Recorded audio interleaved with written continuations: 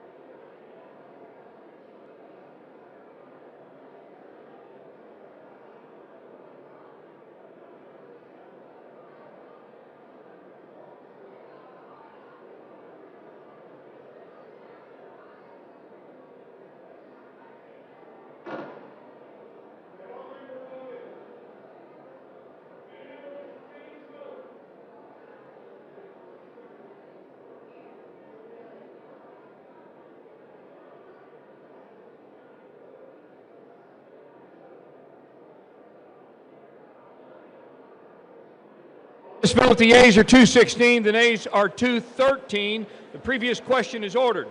Question is on the adoption of the resolution. Those in favor say aye. Those opposed, no. Opinion of the chair, the ayes have it. Mr. Speaker, I ask for recorded vote. Recorded vote is requested. Those favoring a recorded vote will rise. Sufficient number having risen, a recorded vote is ordered. Members will record their votes by electronic device. This is a 5-minute vote.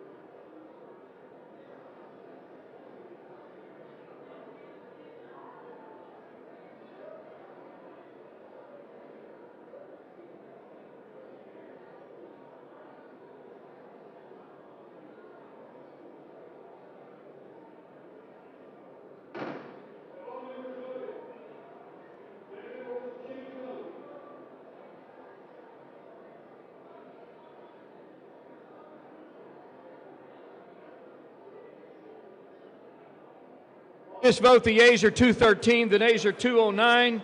The resolution is adopted. Without objection, a motion to reconsider is laid on the table.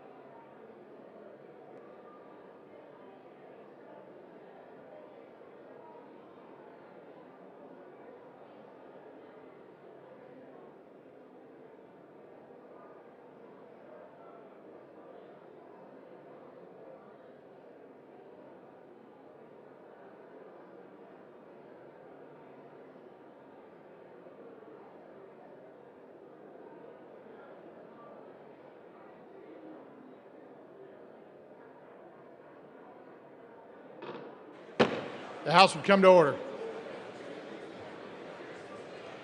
For what purpose does the gentlelady from Washington seek recognition? The House will be in order. For what purpose does the gentlelady from Washington seek recognition?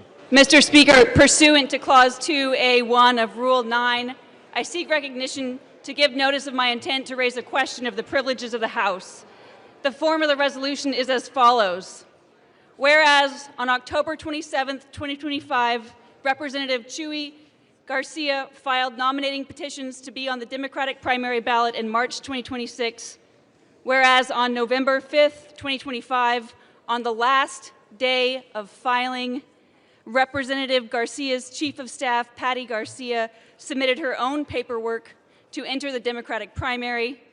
Whereas on November 6th, after the filing deadline, Representative Garcia confirmed that he would not be seeking another term in 2026 and would be withdrawing his nominating petitions. Whereas Representative Garcia's Chief of Staff was the only Democrat who filed to run in the primary at the direction of Representative Garcia, undermining the process of a free and fair election. Whereas Representative Garcia's actions are beneath the dignity of his office and incompatible with the spirit of the Constitution. Now, therefore, be it resolved that the House of Representatives disapproves of the behavior of the representative from Illinois, Mr. Garcia. Under Rule 9, a resolution offered from the floor by a member other than the majority leader or the minority leader as a question of the privileges of the House has immediate precedence only at a time designated by the chair within 2 legislative days after the resolution is properly noticed. Pending that designation, the form of the resolution noticed by the gentlelady from Washington will appear in the record at this point. The chair will not at this point determine whether the resolution constitutes a question of privilege. That determination will be made at a time designated for consideration of the resolution.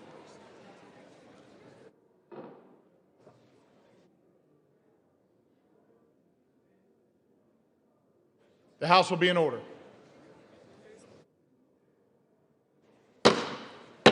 Members are instructed to clear the well.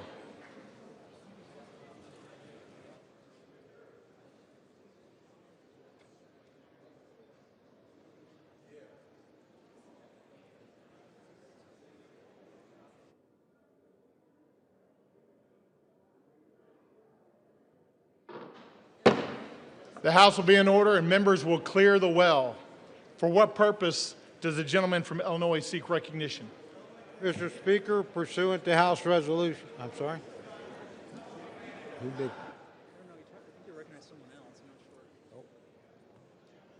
Will the gentleman repeat his request at a microphone? Will the gentleman find a microphone and repeat his request? Mr. Speaker, I would like to ask unanimous consent to address the body, the will. Not recognized for that purpose. Thank you, Mr. Speaker. I'd like to thank Recognized. the Honorable, hello? The House will be in order. The well will be cleared. All members will clear the well. For what purpose does the gentleman from Oklahoma seek recognition? Up the bill H.R. 5371, the Continuing Appropriations, Agriculture, Legislative Branch, Military Construction, and Veterans Affairs and Extension Act 2026, with the Senate amendment thereto, and I have a motion at the desk. The clerk will report the title of the bill, designate the Senate amendment, and designate the motion. H.R. 5371, an act making continuing appropriations and extensions for fiscal year 2026 and for other purposes. Senate amendment. Mr. Cole of Oklahoma moves that the House concur in the Senate amendment to H.R. 5371. Pursuant to House Resolution 873, the motion shall be debatable for 1 hour, equally divided and controlled by the chair and ranking minority member of the Committee on Appropriations or their respective designees. The gentleman from Oklahoma, Mr. Cole, and the gentlelady from Connecticut, Ms. DeLauro, each will control 30 minutes. The chair now recognizes the gentleman from Oklahoma. The House will be in order. The gentleman is recognized. Thank you, Mr. Speaker. Mr. Speaker, I ask unanimous consent that all members have 5 legislative days to revise and extend their remarks and include extraneous material on the measure under consideration. Without objection, so ordered. The House will be in order. All members are instructed to take their conversations outside.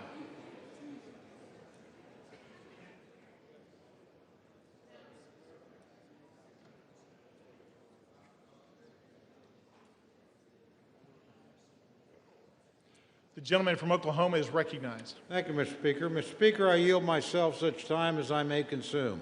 The gentleman is recognized. Thank you.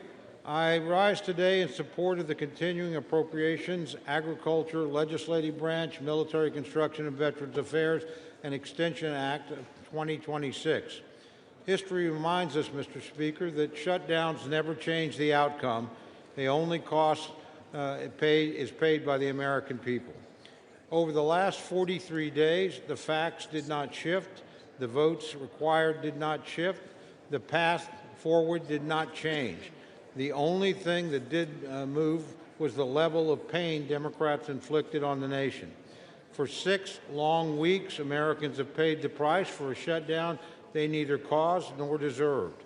The pain has been all too real for far too many Americans, including families struggling without paychecks, seniors on the brink of hunger and food assistance lapsed, airports in chaos, the communities bracing as programs that they rely on were stalled or stopped altogether.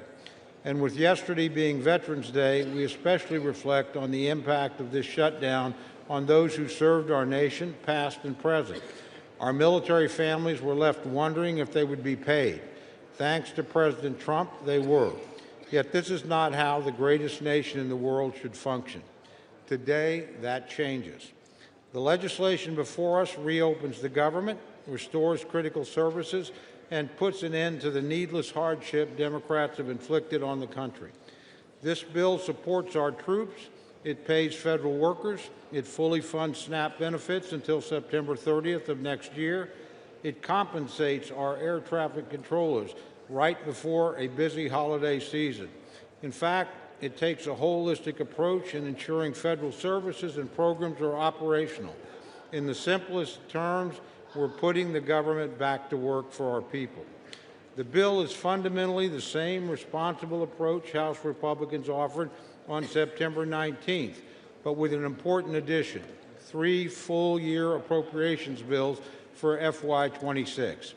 These bipartisan, bicameral, full-year appropriations bills cover the Military, Construction, and Veterans Affairs, Legislative Branch, and Agriculture, Rural Development, and Food and Drug Administration divisions. Once passed, we will have full-year funding in place for many of our most crucial programs. Military construction needs will be met for a full year, as will medical programs for our nation's veterans. The legislative branch will be properly resourced, including critical funding enhancements for the Capitol Police and for member security. And agriculture, food, and nutrition programs like WIC and SNAP will be fully funded to help vulnerable people in need. Importantly, this legislation delivers member-driven community project funding in both the military construction and agricultural division, which will direct resources back into the hands of the communities we represent. This was a top priority for the Appropriations Committee, and we achieved it while holding overall spending levels in check.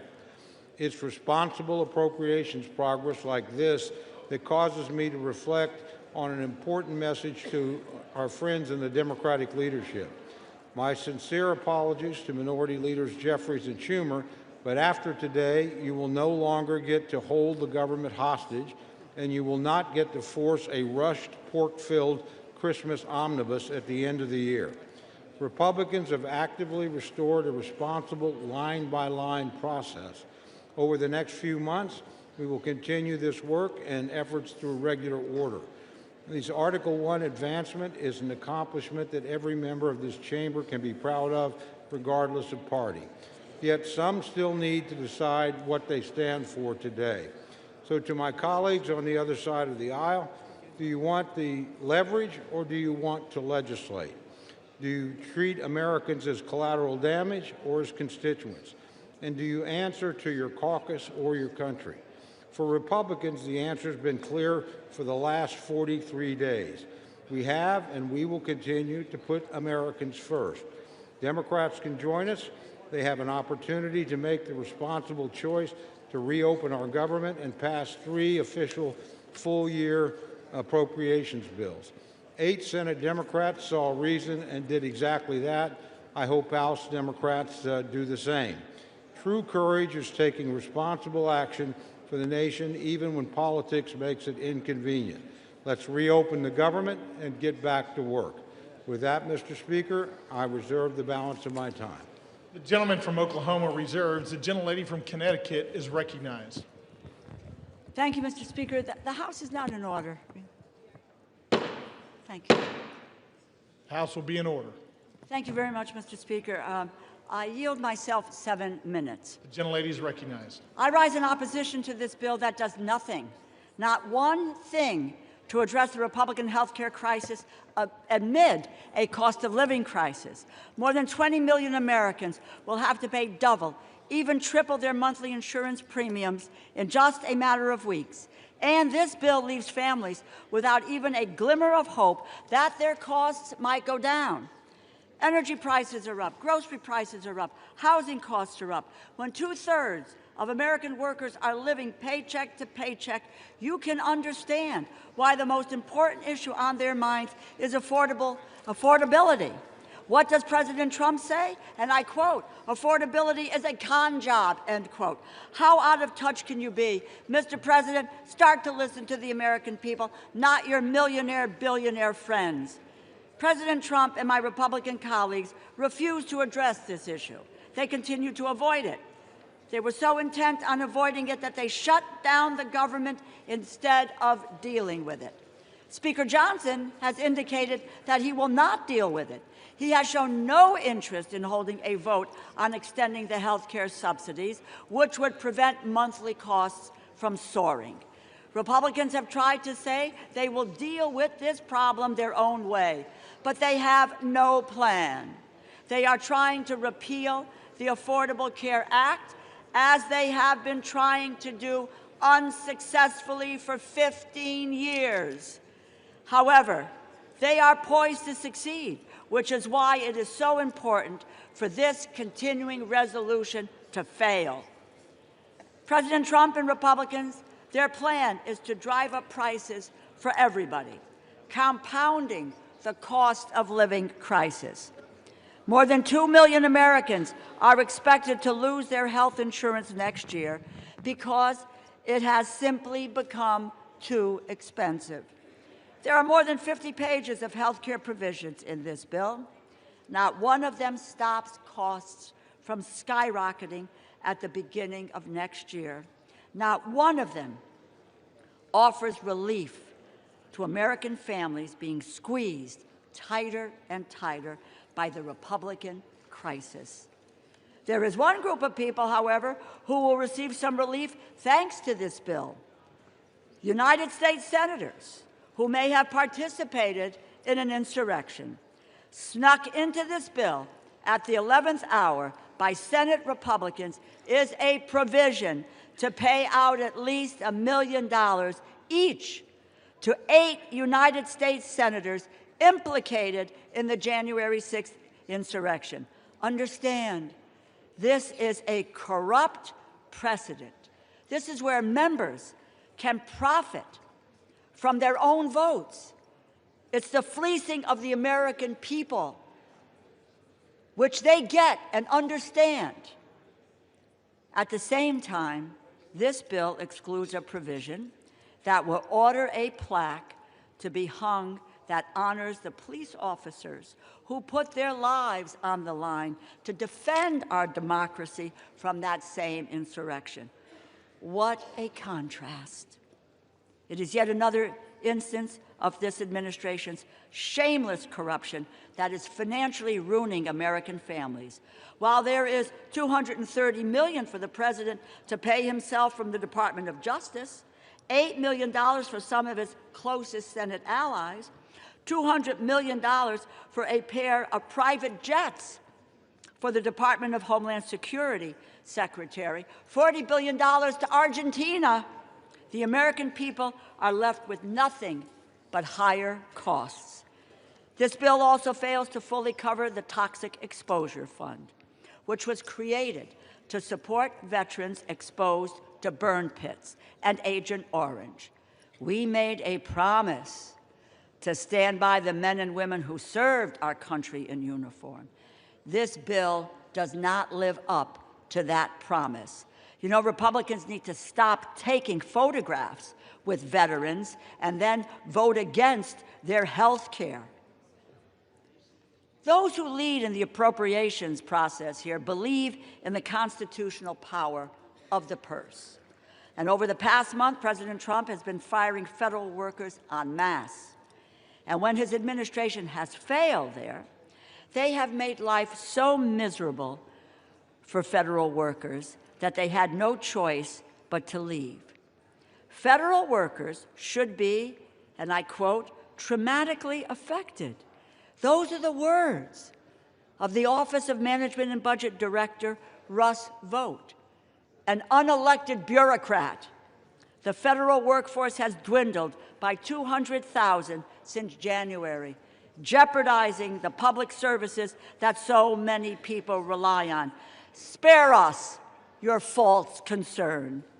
And since January, this administration has been stealing from our communities, withholding as much as $410 billion in funding approved by Democrats and Republicans, House, Senate, signed into law, and they are illegally blocking authorized funds from being distributed.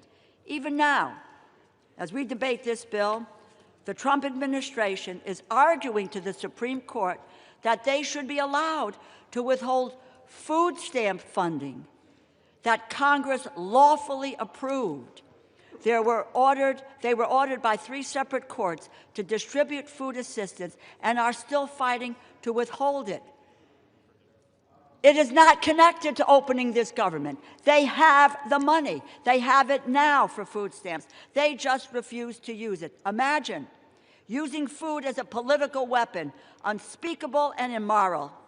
It seems like their only plan is to strip children of food assistance while kicking their parents off their health insurance. They have demonstrated that that is who they are. These are their true colors. You cannot expect Democrats to go along with any bipartisan funding deal if that agreement can be undone with a party line vote. Congress must assert its authority over the power of the purse. I encourage my colleagues to vote no, and I reserve the balance of my time. The gentlelady reserves. The gentleman from Oklahoma is recognized. Thank you, Mr. Speaker. Mr. Speaker, I yield 1 minute to our distinguished majority leader, the gentleman from Louisiana, Mr. Scalise. The gentleman from Louisiana is recognized for 1 minute. Thank you, Mr. Speaker, and thank my friend, the Chairman of the Appropriations, Mr. Cole from Oklahoma, for not only yielding, but for bringing this important bill to the floor. Our appropriators worked tirelessly to negotiate a multi-bill package that is part of this bill to reopen the government. And we never should have been here, Mr. Speaker. We tried as Republicans over a month ago to prevent a government shutdown. We had a vote here on the House floor. 99% of Republicans voted to keep the government open, and 99% of Democrats voted to shut it down. And then that bill went over to the Senate, and we watched for 42 days, where time and time again, Democrats, just to appease their most radical base, continued to vote in unison to shut the government down. And during that shutdown, we saw millions of families experience pain, Mr. Speaker, pain and suffering that Democrats themselves acknowledged that they imposed on the American people. But they said over and over again, we have quote after quote from Democrats during the shutdown, that they needed to impose the suffering to get leverage, Mr. Speaker, to use the American people as pawns to get leverage. For what? For what? They ultimately filed an alternative bill, a $1.5 trillion mad spending spree that included things like $200 billion of taxpayer funding for illegals to get taxpayer benefits, while they gutted the $50 billion rural health care fund that we put in place in the Working Families Tax Cut. So, Mr. Speaker, anybody who comes up here and says they care about health care, they were also advocating to gut the $50 billion rural health care fund to provide $200 billion in taxpayer-funded health care benefits for illegals. It's insanity. And if you really want to look at where this all began, as some on the other side, Democrats, want to talk about a health care crisis, the health care law of the land is what many refer to as Obamacare. But let's remember the original name that Democrats gave that bill when they created it. They called it the Affordable Care Act. The Affordable Care Act. Only Democrats voted for it. Republicans knew it was going to be anything but affordable. It was going to interfere with the doctor-patient relationship, and unfortunately it's done that. But if you want to talk about affordable, and maybe the only other bill that's more laughable in its name is the Inflation Reduction Act. Yeah, that's another product brought to you by Democrat-only votes. The Inflation Reduction Act, which ushered in the inflation under Joe Biden that we're still trying to shake today. But the Affordable Care Act, Mr. Speaker, since it started, Americans have seen over 80% increases in their health care costs because of a Democrat-created bill that they want to now blame on Republicans. I understand why they would want to try to now pawn that off on somebody else. But then if you look over time, during COVID, they created a temporary relief fund, not to individuals, Mr. Speaker, but to insurance companies. Democrats created a temporary, they called it temporary in the law, temporary COVID relief tax credit to insurance companies to bail out big insurance companies who are seeing record profits, and that's now what they want Republicans to renew. A insurance company bailout that Democrats created to be temporary. They set it up to expire. And now they're saying that the world's going to end if that insurance company bailout doesn't get renewed. While at the same time, when we as Republicans worked to actually lower premiums for families, they fought it every step of the way. That's right. We had a bill that we passed through this House just a few months ago in the Working Families Tax Credit. Part of that bill was called the cost share reduction, was scored by the CBO to lower premiums for families by over 12%. And what happened? It gets over, and by the way, every Democrat voted against that too, because they've never cared about lowering premiums. Then that bill gets over to the Senate. Senate Democrats worked overtime to get that provision removed.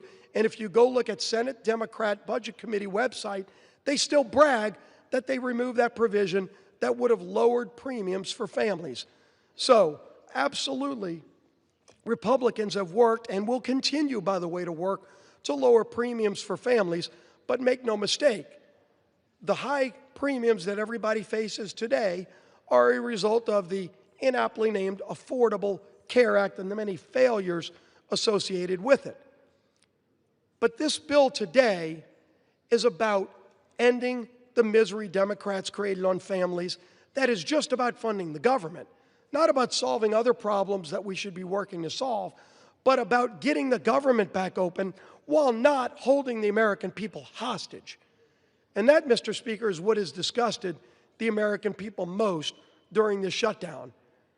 That should have never happened, but it's that it has caused real suffering for American families. Our men and women in uniform that had to wonder whether or not they're going to get paid. Air traffic controllers who already had a highly stressful job and then had to show up for work without getting paid. Multiple paychecks missed. Now you're seeing, because a lot of those air traffic controllers have to go work jobs as Uber drivers. They aren't even being able to show up for work because they still have bills due, their rent's due. They're trying to put food on their table, and Democrats want to vote no tonight to keep denying them food. The 42 million SNAP recipients, those people that are low income that need those food benefits, if you vote no today, you are voting to deny those 42 million low-income families basic food needs. Don't talk about how much you care about low-income people and vote no tonight to deny them food, basic services, basic things that American families need who shouldn't be part of the leverage Democrats want to show their radical base that they're fighting Donald Trump because they're upset with the results of the election from November. It is time to end this madness, Mr. Speaker. Let's get this government back open. Let's go negotiate our differences, which are many, but let's do it while not continuing to hold the American people hostage. I urge my Democrat colleagues who have voted relentlessly to shut this government down and to impose this suffering on the American people to stop. Stop imposing the suffering. Let's open the government. Let's get back to the work of the American people. I yield back the balance of my time. The gentleman from Louisiana yields back. Does the gentleman from Oklahoma reserve? I do, Mr. Speaker. The gentleman reserves. The gentlelady from Connecticut is recognized. I remind the majority leader that a 60-year-old couple earning $82,800 per year, annual premiums will rise by over $17,000, a 255% increase. It now gives me great pleasure to yield 3 minutes to the gentleman from Georgia, the distinguished ranking member of the Agricultural and Rural Development Subcommittee, Mr. Bishop. The gentleman from Georgia is recognized for 3 minutes. Thank you, Ranking Member DeLauro. As Ranking Member of the Agriculture, Rural Development, and FDA Subcommittee, I rise to oppose this bill. Though it does represent, for the most part, solid bipartisan work to provide investments in agriculture in rural America, I am disappointed that the rest of it falls far short of the needs of most Americans. Healthcare providers and patients are frustrated and frightened by the imminent skyrocketing of healthcare costs caused by the loss of the ACA tax credits and cuts to Medicaid, Medicare, and life-saving biomedical research. My constituent, Angela Holmes, is unable to walk without debilitating pain. She's worried that without tax credits, she won't be able to afford health insurance to complete the multiple back surgeries she needs. For many Georgians, health care is a matter of life and death. Our Republican colleagues could have corrected this in the Rules Committee, but they rejected an amendment last night that would have lowered health premium costs. To me, that's unconscionable. So are the administration's actions during the shutdown. As a Christian, I'm outraged that USDA used the shutdown to illegally withhold SNAP from 42 million Americans. USDA had the chance to do the right thing and use designated contingency funds, but rejected it. And when ordered to do so by the courts, they fought all the way to the Supreme Court to keep hungry families from receiving food. America produces the highest quality, safest, most affordable, and abundant food, fiber, and medicine anywhere in the world.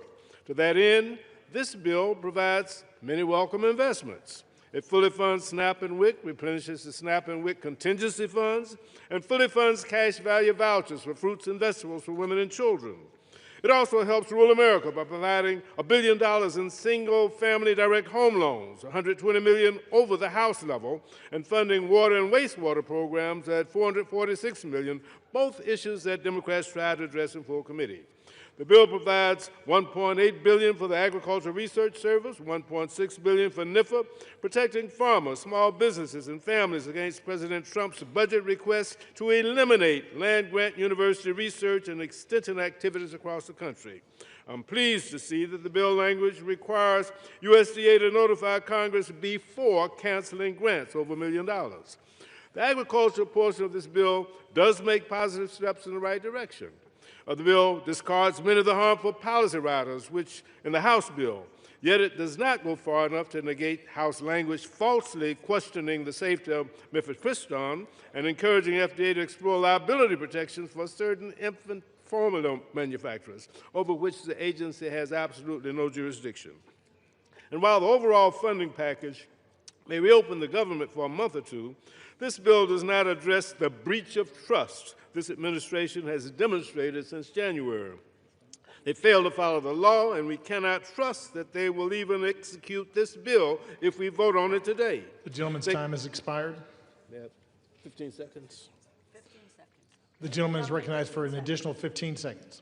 They fail to follow the law, and we can't trust that they'll execute the law. They cut SNAP by 20% in the big ugly bill this summer, dismantled funded federal programs, fired federal workers, and illegally ignored court orders.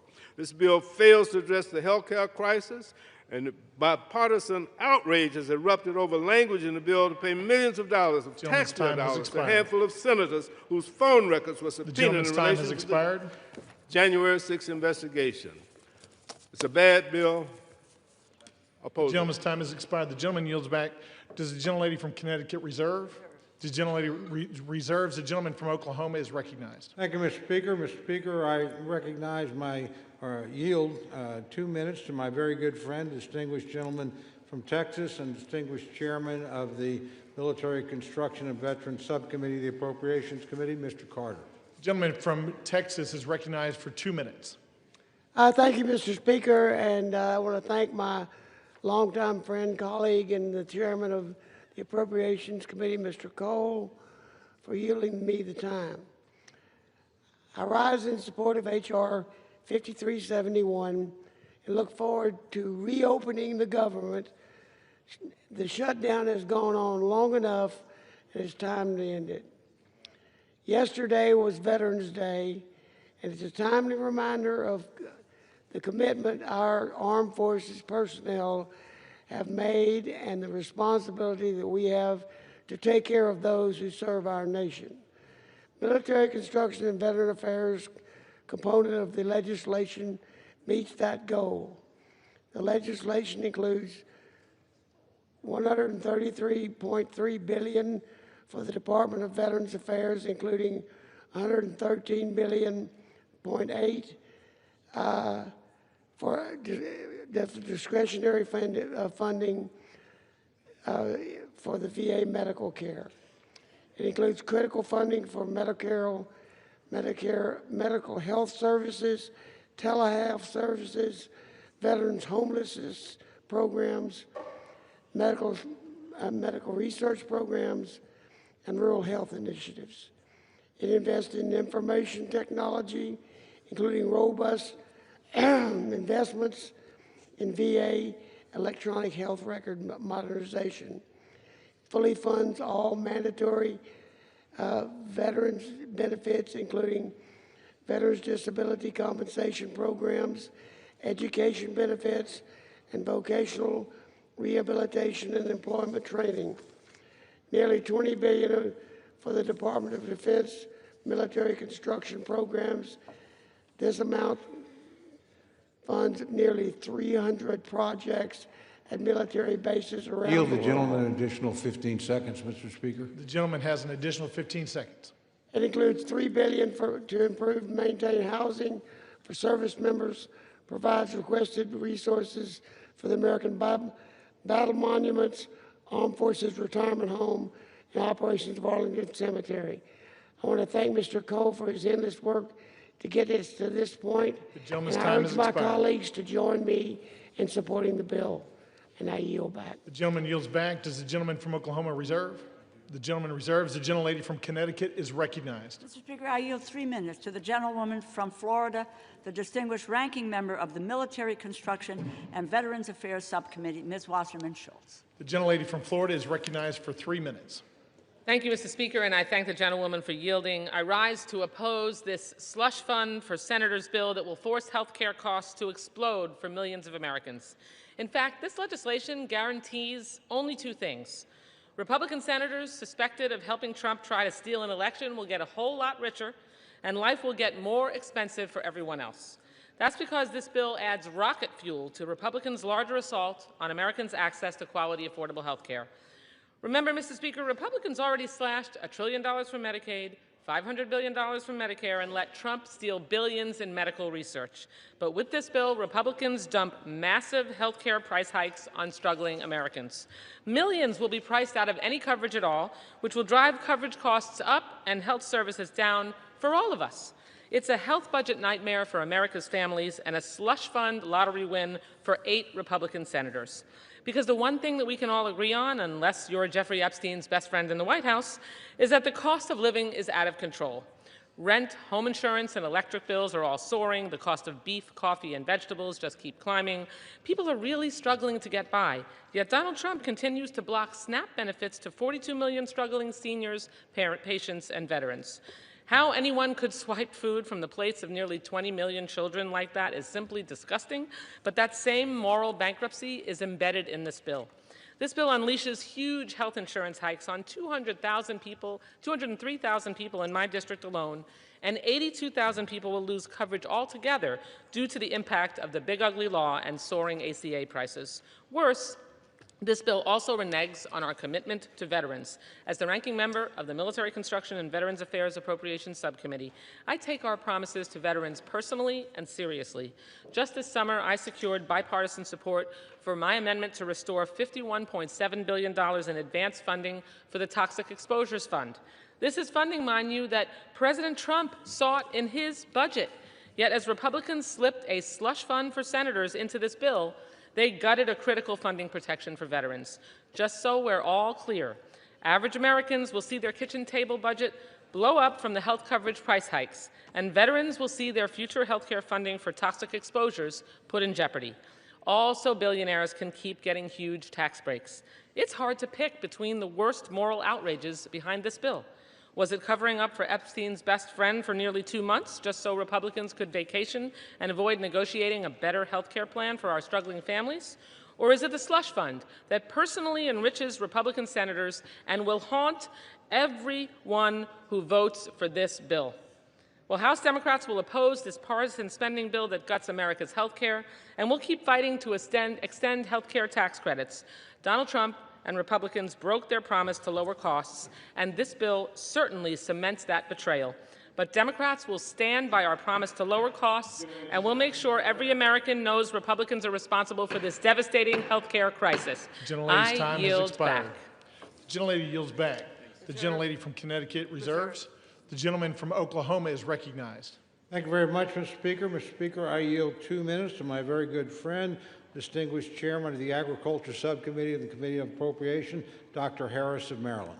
The gentleman from Maryland is recognized for 2 minutes. Mr. Speaker, I rise today in support of Senate Amendment to H.R. 5371, which will finally put an end to the Democrat-led government shutdown. Millions of Americans have suffered because they refuse to reopen the government, harming those who depend on SNAP benefits, federal workers, Border Patrol agents, and our troops who are uncertain about their next paycheck. This legislation extends government funding to the end of January 2026, thereby blocking attempts to force a budget-busting omnibus at the last minute before Christmas. It also includes the FY 2026 Agriculture, Rural Development, and Food and Drug Administration Appropriations Act. Republicans have effectively locked in disciplined, flat spending levels while supporting the Trump administration's policy priorities. The agriculture bill provides $26.65 billion in discretionary spending, which is level with the current amounts, while also including community project funding. This bill provides critical funding support to America's farmers, ranchers, and rural communities. It ensures both USDA and FDA can safeguard our nation's food and drug supply and fully funds nutrition programs, including SNAP and WIC. Additionally, the bill closes the hemp loophole that has resulted in the spread of unregulated, intoxicating hemp-derived products that are being sold online and in gas stations and corner stores across the country.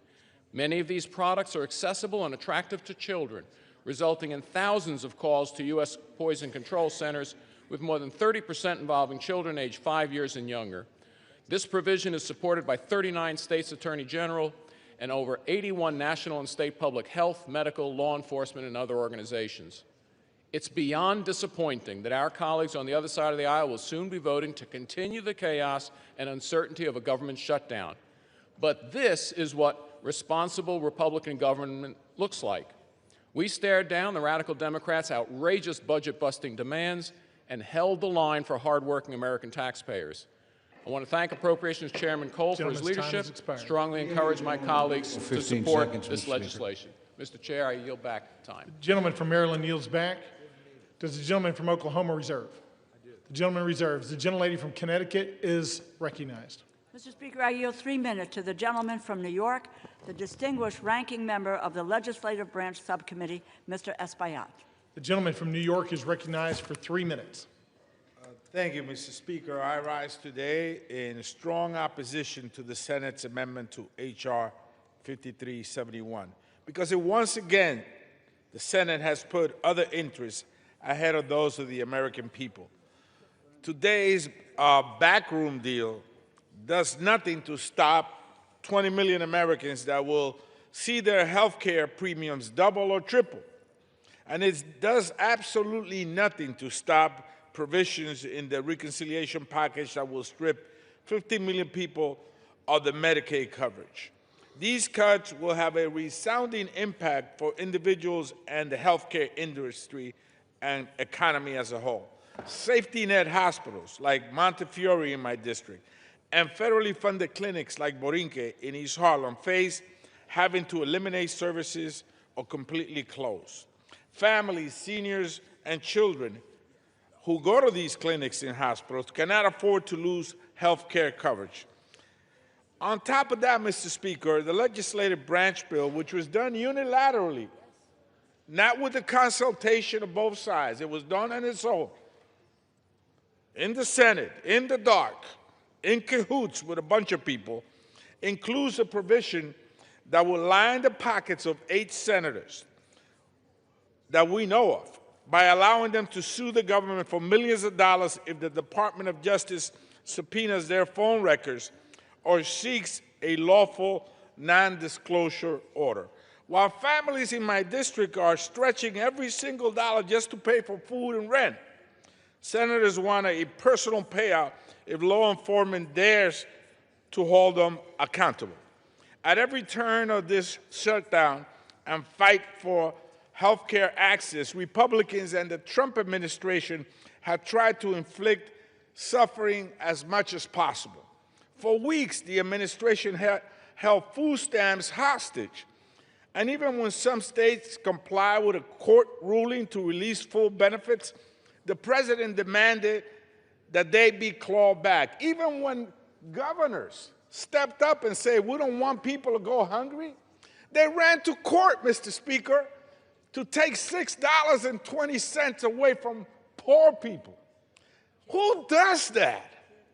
Explain that to me. Who takes $6.20 away from a single mom or a hungry senior? That's the state of America today. Unbelievable. And here we are to vote on this. I will be casting my vote as a no. In fact, it will be a hell no tonight.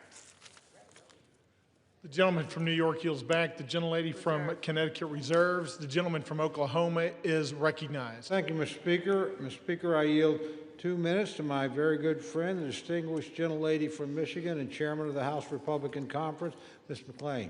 The gentlelady from Michigan is recognized for 2 minutes. Thank you, Mr. Chairman, and thank you, Mr. Speaker. And God, I love the compassion and the passion on the other side of the aisle. You know, we're worried about taking money out of families. Well, you know what? Y'all can do the right thing and vote yes. If not, you're the ones that are taking money from needy families, not us, because yes means yes, we want to feed the families. We want to have SNAP programs. No means we don't fund those programs. See how simple that is? But keep on with the rhetoric. I mean, it's cute, but the American people don't buy it. So, I mean, listen, for the past 40 days, Democrats have inflicted needless pain on hardworking Americans. They stranded millions of travelers. They denied food assistance for hungry families. And how did they do that? When you vote no to continue funding, that means you deny food stamps for hungry families. No means no, you don't want to pay them. Yes, like the Republicans vote, that means yes, we do want to pay them. So, you know, they left our troops wondering when they'd get their next paycheck. And for what, Mr. Speaker? To use the American people as leverage. Don't take my word for it, take theirs. Leverage for more wasteful Washington spending. Spending that no one other than the radical left ever wanted. And to remind the American people, they wanted $1.5 trillion of their hard-earned tax dollars. But what did they get in return? They got nothing. They got nothing because Republicans refused to waste the American people's money. Not a dime for their radical climate change, not a dollar for tax-funded benefits for illegals, and not one single concession to their radical far-left base. Millions of Americans whose lives were upended by the Democratic shutdown will remember this. Yield the gentlelady an additional 30 seconds. Thank you. The gentlelady is recognized for an additional 30 seconds. Thank you. The American people will remember who held them hostage for petty political reasons and who fought to put America first. So now that this shameful charade is over, House Republicans will continue our work on behalf of the American people. We will restore regular order to the appropriations process. We will continue to fulfill the mandate of the American people, and we will keep delivering results for American people, because that's what we're here to do for, not to play politics. So with that, Mr. Speaker, I yield. Thank you. The gentlelady from Michigan yields back. The gentleman from Oklahoma reserves. Before we move on, members are advised to direct their comments to the chair and not to engage in personalities. The gentlelady from Connecticut is recognized. Thank you, Mr. Speaker. I have the greatest honor, really, to yield time, 2 minutes time, to the gentlewoman from California, the distinguished Speaker Emerita, Ms. Pelosi, and I might add, probably the epitome of the best speaker that this nation has ever had, in addition to which millions of Americans have health care coverage through the Affordable Care Act because of Speaker Pelosi, and she's also Italian-American. Thank you. I yield.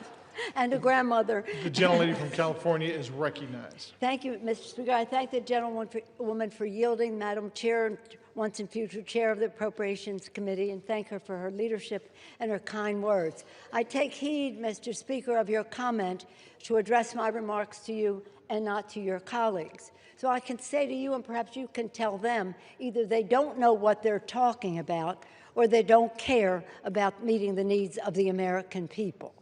Did any one of them vote?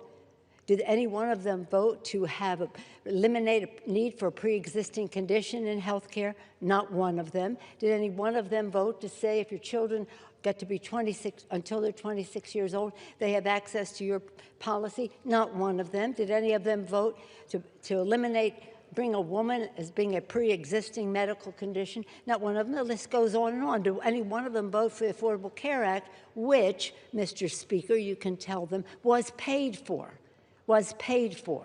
And then later, when we decided that we could extend the tax credits further so more people could have more access to care, did anyone vote for that? No.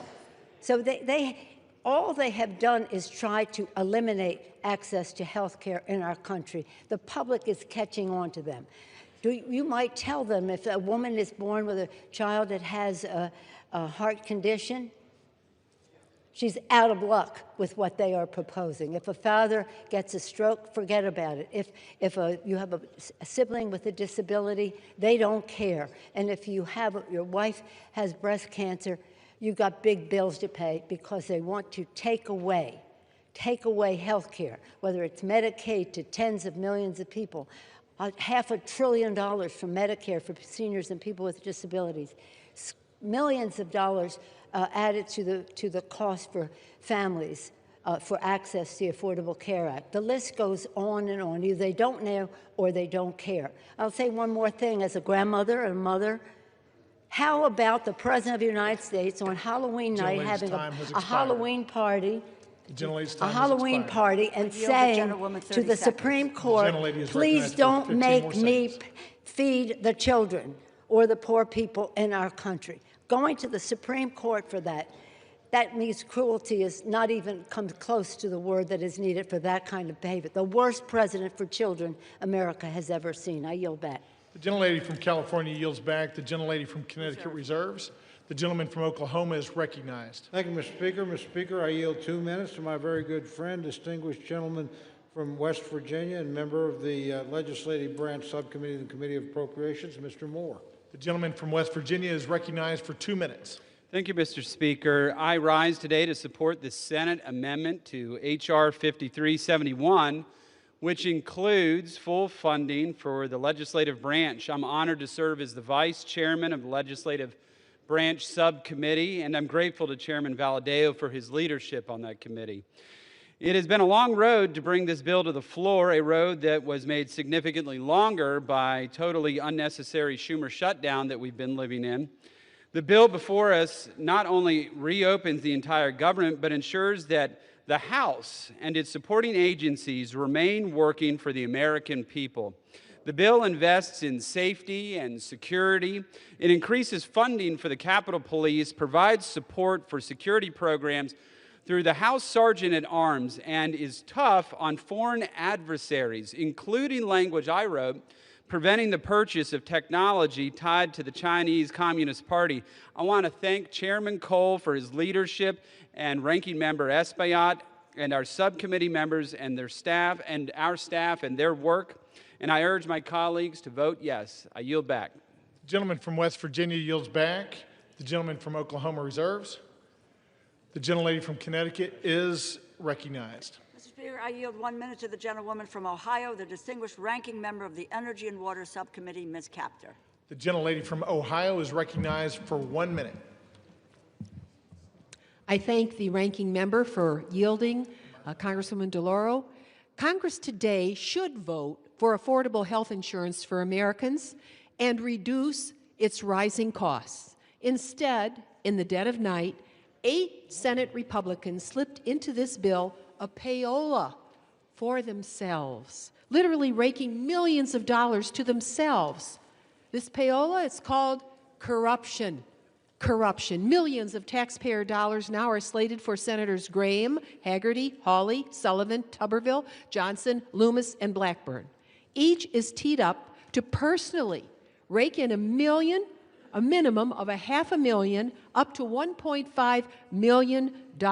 Meanwhile, the American people need more affordable health insurance, but these senators, with their House allies, are lining their own pockets. I say no more tax breaks to billionaires and no payoffs to U.S. senators. This is what happens when power serves itself instead of the people.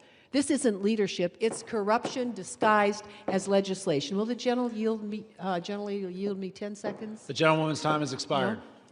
Let's cleanse America of disgusting corruption. Power corrupts, absolute power corrupts absolutely. The gentleman from Connecticut reserves. The gentleman from Oklahoma is recognized. Thank you very much, Mr. Speaker. Mr. Speaker, I yield 2 minutes to my very good friend, distinguished member from Washington and distinguished member of the Appropriations Committee, Mr. Newhouse. The gentleman is recognized. Thank you, Mr. Cole, for yielding the time. Mr. Speaker, over 40 days after the Senate Democrats shut down the federal government, we are finally reopening. The result of the shutdown has been thousands of employee furloughs, major disruptions to our air travel, service members going without pay, delayed food assistance for low-income individuals and families, and much, much more. Mr. Speaker, as a member of the House Appropriations Committee, the responsibility of funding the federal government is one that I take very seriously, especially in light of our nation's debt surpassing $38 trillion. The performative tactics that we have watched over the last 7 weeks have truly been a disservice to Americans. And my friends across the aisle should never have put leverage or politics over those people that they represent. But the most important thing right now is that we get back to work, making sure the federal government can provide the essential services that people depend on, and that Congress can continue working to pass full-year funding legislation providing responsible federal spending and fund those essential services. Mr. Speaker, we are making significant progress with the inclusion of these 3 appropriation bills, but our work is far from over. I encourage all my colleagues on both sides of the aisle to support this deal, vote to end this unnecessary shutdown, and help us get back to the business of hardworking Americans across this country. Thank you, and I yield back. The gentleman yields. The gentleman from Oklahoma reserves. The gentlewoman from Connecticut is recognized. Mr. Speaker, I yield 1 minute to the gentlewoman from Minnesota, the distinguished ranking member of the Defense Subcommittee, Ms. McCollum. The gentlewoman is recognized. Mr. Speaker, Donald Trump and Republicans control the entire government. For 42 days, Republicans shut it down. Why? Because they refuse to extend tax credits to help millions of Americans afford their health care. And if that wasn't bad enough, President Trump even withheld food assistance during the shutdown. Hunger should never be used as a weapon. The CR continues the Republican health care crisis. The Speaker's already said he won't hold a vote to extend the Affordable Care Act tax credits to reduce health care costs for Americans. So now my constituents are going to have to choose between heating their homes, feeding their families, or taking their children to the doctor. It's a terrible deal for the American people. Americans deserve an open and transparent government that works for them. They deserve access to affordable health care, nutritious food for their families. And that's what Democrats are fighting for. I wish the President and the Republicans would join us in this fight and share our priorities. I yield back. The gentlewoman from Connecticut reserves. The gentleman from Oklahoma is recognized. Thank you very much, Mr. Speaker. I yield 1 minute to my very good friend, gentleman from Missouri and member of the Appropriations Committee, Mr. Alford. The gentleman is recognized. Well, thank you, Chairman Cole, for your leadership. Mr. Speaker, in the words of Yogi Berra, this seems like deja vu all over again. 59 days ago, I stood at this very lectern debating the ranking member and a friend of mine over the continuing resolution to keep our government open. On September 19th, we did our work in this body, but Senate Democrats chose to hold America hostage with the Schumer shutdown. Democrats in Congress, including the minority whip, shamefully admitted they were using the misery they inflicted on the American people as leverage to achieve their leftist wish list of demands, slowly twisting the heads of the American people in a vice. Tonight, I'm relieved to say the misery of the Schumer shutdown is on our doorstep. Mr. Speaker, this package proves that when Republicans stay united and put America first, we can govern with strength, compassion, and common sense. Tonight, Mr. Speaker, tonight we will reopen the government and liberate the Schumer hostages. And with that, I yield back. The gentleman yields. The gentleman from Oklahoma reserves. The gentlewoman from Connecticut is recognized. Mr. Speaker, I yield 1 minute to the gentlewoman from California, a member of the Appropriations Committee, Mrs. Torres. The gentlewoman is recognized. Mr. Speaker, I rise in strong opposition of this deeply flawed bill because the American people deserve better. Since Trump returned to office, Republicans have created an affordability nightmare, a mass transfer of hard-earned taxpayers' dollars to billionaires. In my district alone, more than 350,000 people are facing skyrocketing health care costs or cuts to critical services.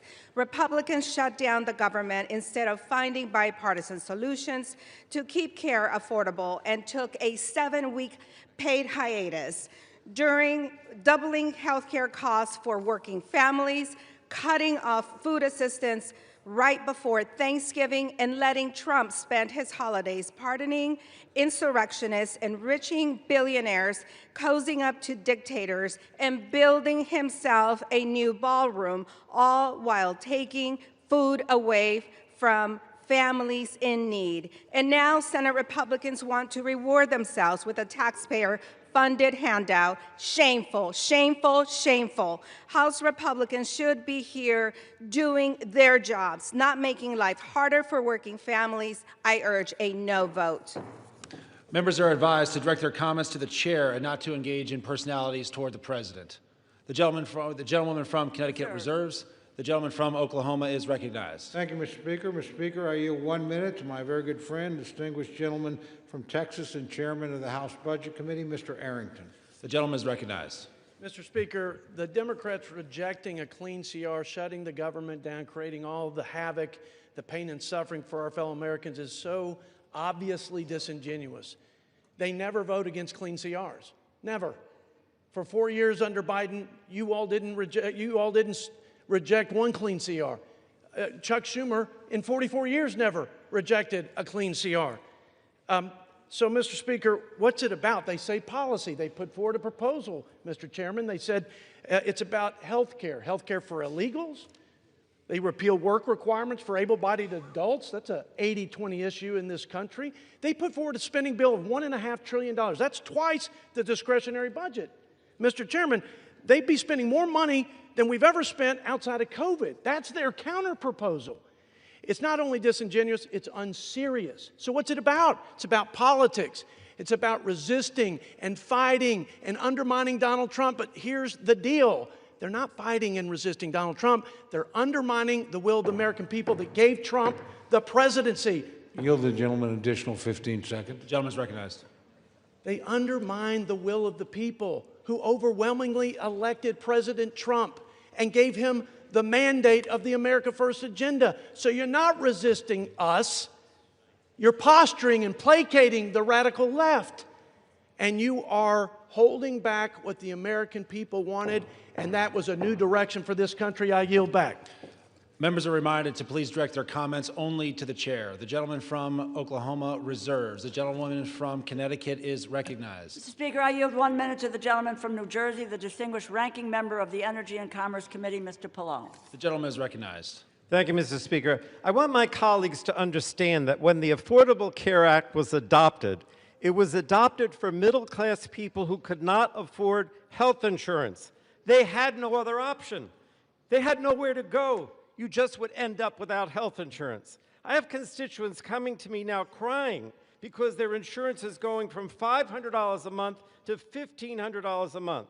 That's an increase of $1,000 a month. Who can afford that? No one in the middle class. At the end of 2024, last year, during a Democratic administration, the number of insured Americans was at a record high of about 95%. Democrats worked for that. Then Trump comes in, the Republicans come in with their big, ugly bill, and they make cuts to Medicaid, cuts to hospitals and nursing homes, and no funding to extend the ACA tax credits. So what's going to happen? More and more people will have no health insurance. That's the bottom line. They will not have health insurance, and the Republicans don't seem to care. But I want you to know that the Democrats care and will continue to fight for you. The gentleman yields. The gentlewoman from Connecticut reserves. The gentleman from Oklahoma is recognized. Thank you, Mr. Speaker. Speaker, I yield 1 minute to the distinguished gentleman from Guam, my very good friend, Mr. Moylan. The gentleman is recognized. Thank you to my friend from Oklahoma. Mr. Speaker, Guam is home to 3,372 federal employees, more than 43,000 SNAP recipients, and over 9,000 WIC recipients, and more than 20,000 veterans, all of whom have been impacted by this shutdown. If we continue to put politics over our country, my constituents will continue to suffer. Simply put, this gets us back on track, ensures funding for those who need it is in place, and turns the lights back on. This bill ensures that families receive the assistance they need, veterans have access to care, and our island is reimbursed for the sacrifice we made to keep federal programs running during this difficult time.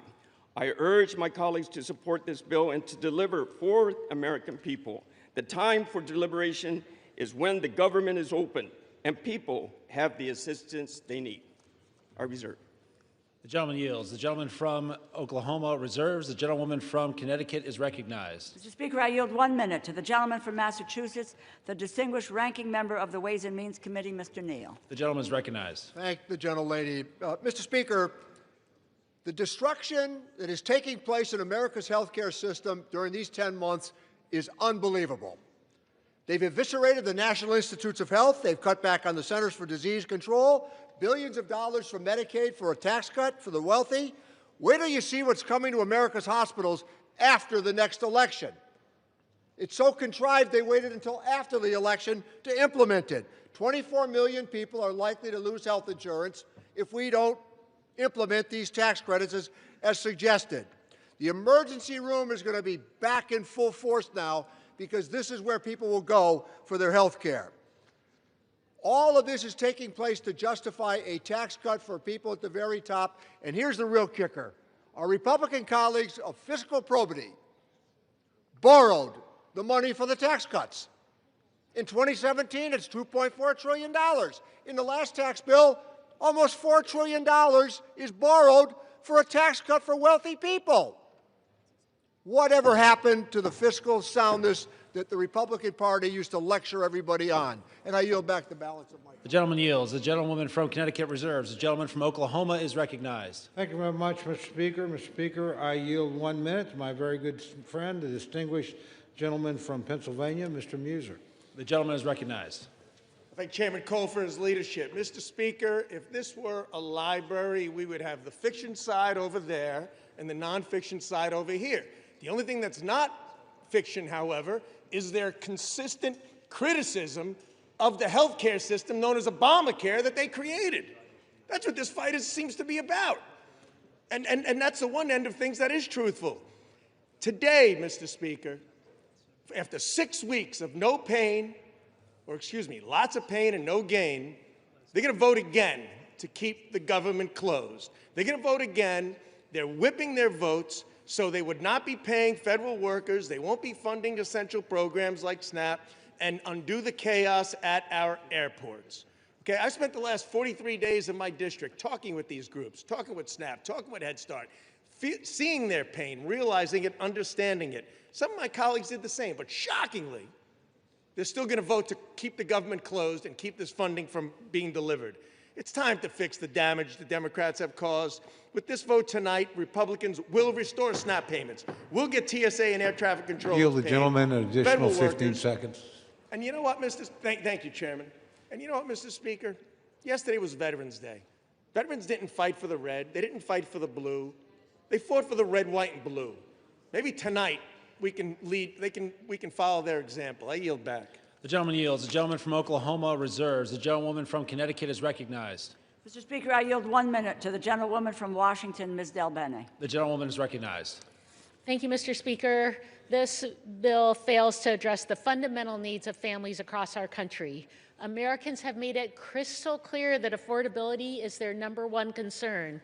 President Trump and Republicans promised to lower costs on day one, and that's been one big broken promise. Healthcare premiums are skyrocketing because Republicans refuse to extend the ACA tax credits, causing healthcare costs to go up for everyone. Over 4 million people will be forced off their coverage next year because it's too expensive. This is on top of soaring prices for food, energy, and housing. It's unacceptable for the wealthiest nation in the world. Republicans who say they support affordable health care should be standing up for their constituents rather than following in line behind President Trump. I'm going to keep fighting for affordable health care and lower costs. The American people deserve better. I yield back. The gentlewoman yields. The gentlewoman from Connecticut reserves. The gentleman from Oklahoma is recognized. Thank you very much, Mr. Speaker. Mr. Speaker, I yield 90 seconds to my very good friend, the distinguished gentleman from Texas, Mr. Gooden. The gentleman is recognized. Thank you, Mr. Speaker. Throughout this sham and shame of a shutdown, we've heard so many lies from the Democrats. And over the last 45 days, and especially the last 45 minutes, I've heard them say this is an evil bill. Republicans don't care about the disabled. Trump is the worst president in history for children. They've said that Republicans are to blame for the fentanyl crisis. Republicans shouldn't take photos with veterans. January 6th, of course they mentioned that. Republicans are corrupt, and they've said that Republicans are starving kids. What they haven't said is the one thing that this bill does, which is open up the government. Not one Democrat is getting up here saying this bill opens the government. So let me remind them and my colleagues and the American people, this bill opens the government tonight. And the American people have Republicans to thank for ending this shutdown and opening the government. I urge a yes vote. I am proud to vote yes, and I am so disappointed in my Democratic colleagues because for the life of me, throughout my time in the House, I've heard them talk about how wonderful it is to keep the government open and that a shutdown is so bad and can never happen. And tonight they won't even admit that this bill opens the government, and this is what we need for this country tonight. So I urge a yes vote, and I yield back. The gentleman yields. The gentleman from Oklahoma reserves. The gentlewoman from Connecticut is recognized. Mr. Speaker, I yield 1 minute to the gentlewoman from California, Ms. Barragan. The gentlewoman is recognized.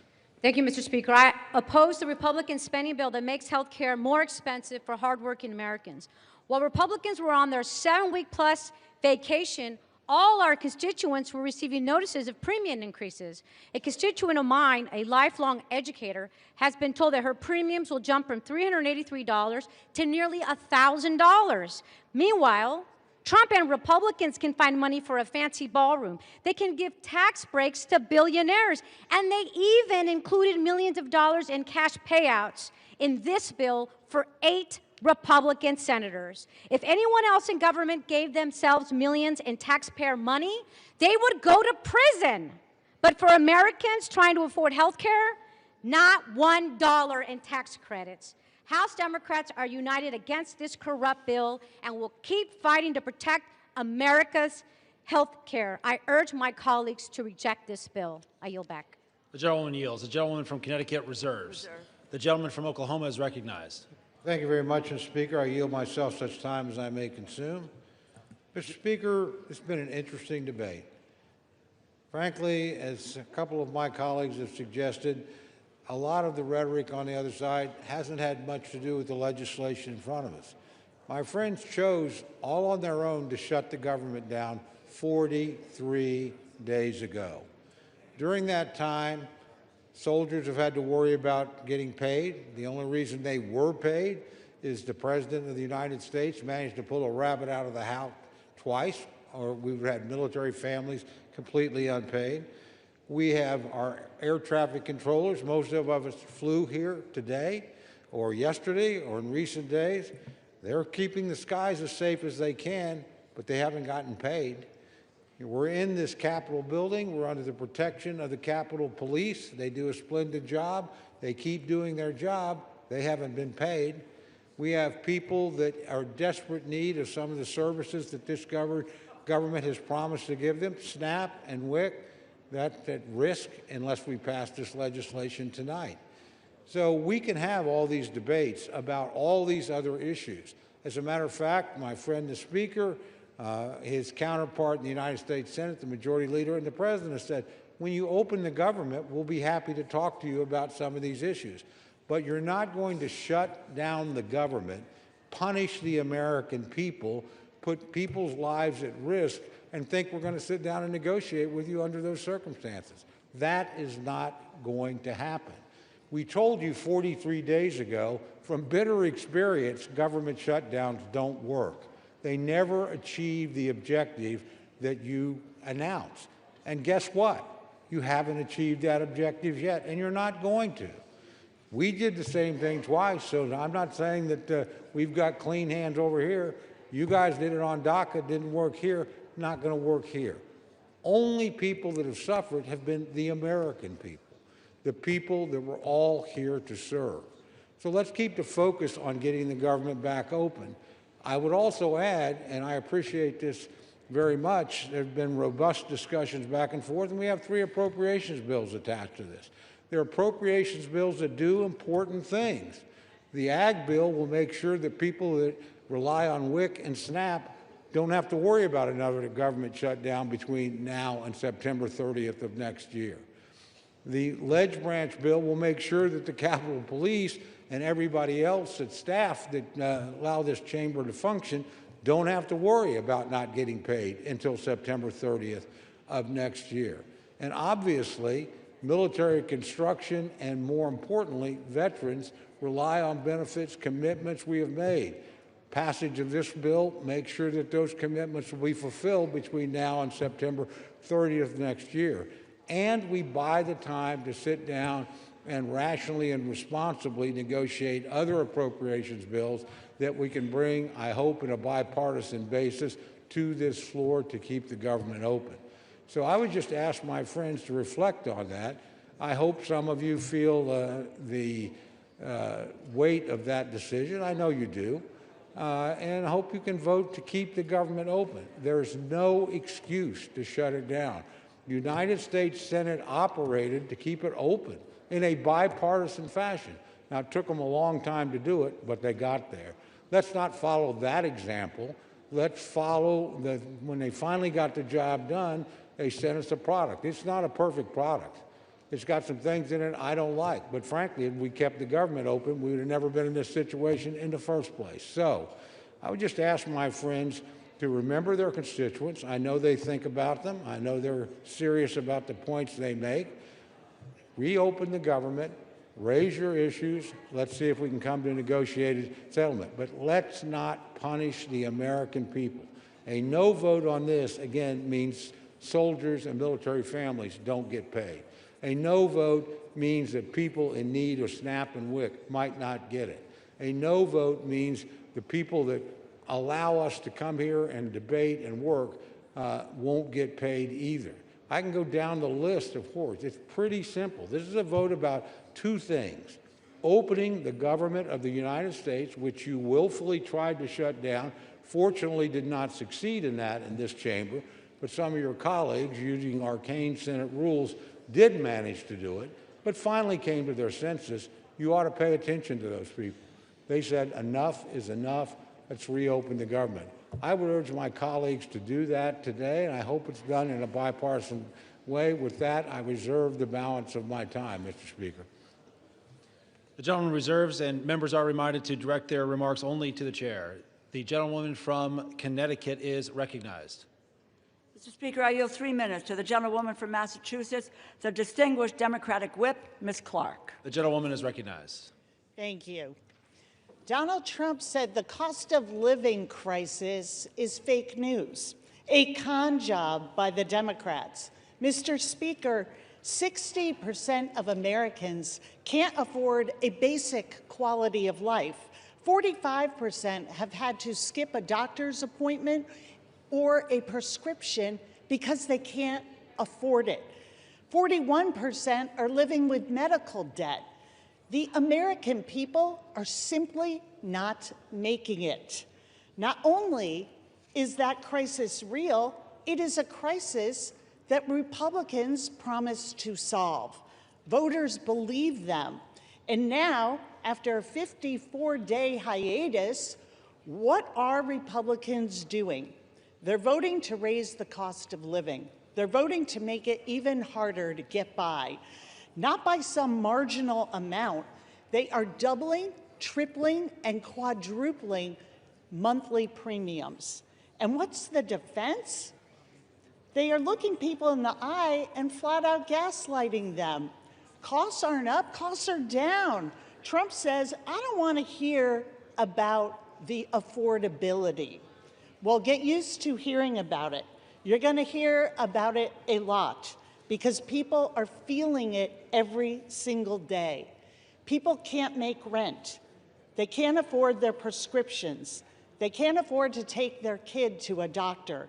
They can't find childcare, and when they find it, they can't afford that either. Grocery and utility bills are spiking. This is the crisis of our time, and it's about to get exponentially worse because the GOP's craven allegiance to billionaires over working people. The cost of living crisis is not fake news. It's not a perception issue. It is daily life for the people that we all represent. So let's do something about it. Let's reject this budget. Let's stop the healthcare cuts. Let's stop the premium hikes. Let's stop the hospital closures. And let's stop the billionaire giveaways. I yield back. The gentlewoman yields. The gentlewoman from Connecticut reserves. The gentleman from Oklahoma is recognized. Thank you, Mr. Speaker. I reserve. The gentleman reserves. The gentlewoman from Connecticut is recognized. Mr. Speaker, this bill fails to prevent health care costs from skyrocketing. It fails to address the crisis of affordability.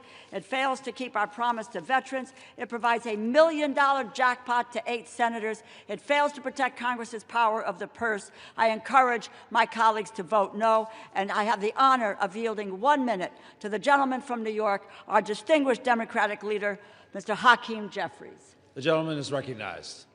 Thank you, Mr. Speaker, and I thank the distinguished gentlelady, the top Democrat on the House Appropriations Committee, for yielding and for her steadfast leadership on behalf of working families, hard-working American taxpayers in the great state of Connecticut and all across America. Mr. Speaker, I rise today in strong opposition to this woefully inadequate spending bill that fails to decisively address the Republican health care crisis and fails to extend the Affordable Care Act tax credits for tens of millions of Americans. Mr. Speaker, before I say anything further, let me say to our men and women in uniform, to our active duty troops, to our hardworking federal employees, to our civil servants, to our TSA agents, to our Capitol Police, to our staff here in the House of Representatives, to our air traffic controllers, thank you for your service. Thank you for your sacrifice. Thank you for the work that you do on behalf of the American people each and every day. And it's our promise to all of you that we will continue to work hard to make sure that you are treated with the dignity and respect that you deserve. In a year in which the Trump administration has gone after hardworking federal employees relentlessly, including firing more than 200,000 federal employees prior to the start of the Trump Republican shutdown. Republicans control the House, the Senate, and the presidency. Donald Trump and Republicans made the decision to shut the government down, the longest shutdown in American history. Would rather do that than provide health care that's affordable to working class Americans, middle class Americans, and hardworking American taxpayers. All across the country, I'm certain that there are people in America asking the question, where do we go from here? House Democrats have a simple answer. We will continue to fight to lower the high cost of living. House Democrats will continue to fight to address the health care crisis that Republicans have created. And House Democrats will continue to fight to extend the Affordable Care Act tax credits for tens of millions of Americans. This fight is not over. We're just getting started. We'll fight today. We'll fight tomorrow. We'll fight this week. We'll fight next week. We'll fight this month. We'll fight next month. We'll fight until we win this battle for the American people. That's our commitment as House Democrats. And there's only two ways that this fight will end. Only two ways, Mr. Speaker, that this fight will end. Either Republicans finally decide to extend the Affordable Care Act tax credits this year, or the American people will throw Republicans out of their jobs next year and end the speakership of Donald J. Trump once and for all. That's how this fight ends. Mr. Speaker, during this painful Trump-Republican shutdown, what we've seen is two different philosophies in terms of how to govern for the American people. The Democratic Party philosophy is clear. We are ready, willing, and able to find bipartisan common ground anytime, any place, to enact spending agreements that actually make life better for the American people. But in order to do that, we need to have partners on the other side of the aisle who are actually willing to find a bipartisan path forward. But what we've seen from Republicans from the very beginning of this presidency is a my way or the highway approach. That's been the Republican philosophy. Jam your extremism down the throats of the American people. That's what we've seen from day one of this presidency. That's the reason why the government has been shut down by Republicans and Donald Trump for the longest period of time in American history. What have we seen from Donald Trump and Republicans during this shutdown? A consistent unwillingness to actually find common ground in order to make life better for the American people. Donald Trump, during this shutdown, found the time to play golf week after week after week. Donald Trump found the time to pardon serial fraudsters like George Santos and Rudolph Giuliani. Donald Trump found the time to meet with the Chinese Communist Party. Donald Trump found the time to destroy the East Wing of the White House. Donald Trump found the time to extort $230 million from the Department of Justice so he could line his pockets. Donald Trump found the time to bail out Argentina with $40 billion. Donald Trump found the time to rip away SNAP benefits from 42 million Americans. Mr. Speaker, these extremists are not like us. They're not like us. They have zero interest in fighting hard to make life better for the American people. Their philosophy, my way or the highway, our response, get lost. We're going to continue to fight hard on behalf of the American people. In the midst of a health care crisis and a cost of living crisis that is very real, despite what Donald Trump, the leader of the Republican Party, has to say. He claims there is no affordability crisis in the United States of America. But why would anyone believe anything that Donald Trump or Republicans have to say on this issue? Because throughout 2024, before the election, Republicans in the House and in the Senate and Donald Trump on the campaign trail spent all of their time saying that costs were going to go down on day one. But costs haven't gone down. Republicans haven't done a damn thing to lower the high cost of living. Costs haven't gone down in this country. Costs have gone up. Inflation is on the way up. Housing costs, out of control. Grocery costs, out of control. Electricity bills, out of control. Healthcare costs, skyrocketing, out of control. And in the midst of this affordability crisis, seeing this, Democrats said, we've got to fight to make sure that we extend the Affordable Care Act tax credits so that tens of millions of people, working class folks, middle class folks, people in rural America, working class America, small town America, the heartland of America, black and brown communities all throughout America, don't experience premium increases that in some cases will go up by $1,000 or $2,000 per year. In many cases, month after month after month, $1,000 or $2,000 per month, tens of thousands of dollars per year. Unacceptable in this country, the wealthiest country in the history of the world. And this is in the midst of a Republican health care crisis. Republicans enacted the largest cut to Medicaid in American history, ripped health insurance away from 14 million Americans. As a result of Republican policies, hospitals, nursing homes, and community-based health centers are closing all across America, including in rural parts of this great country of ours. And now, because of Republican refusal to extend the Affordable Care Act tax credits, tens of millions of Americans are at risk of being unable to afford to go see a doctor when they need one.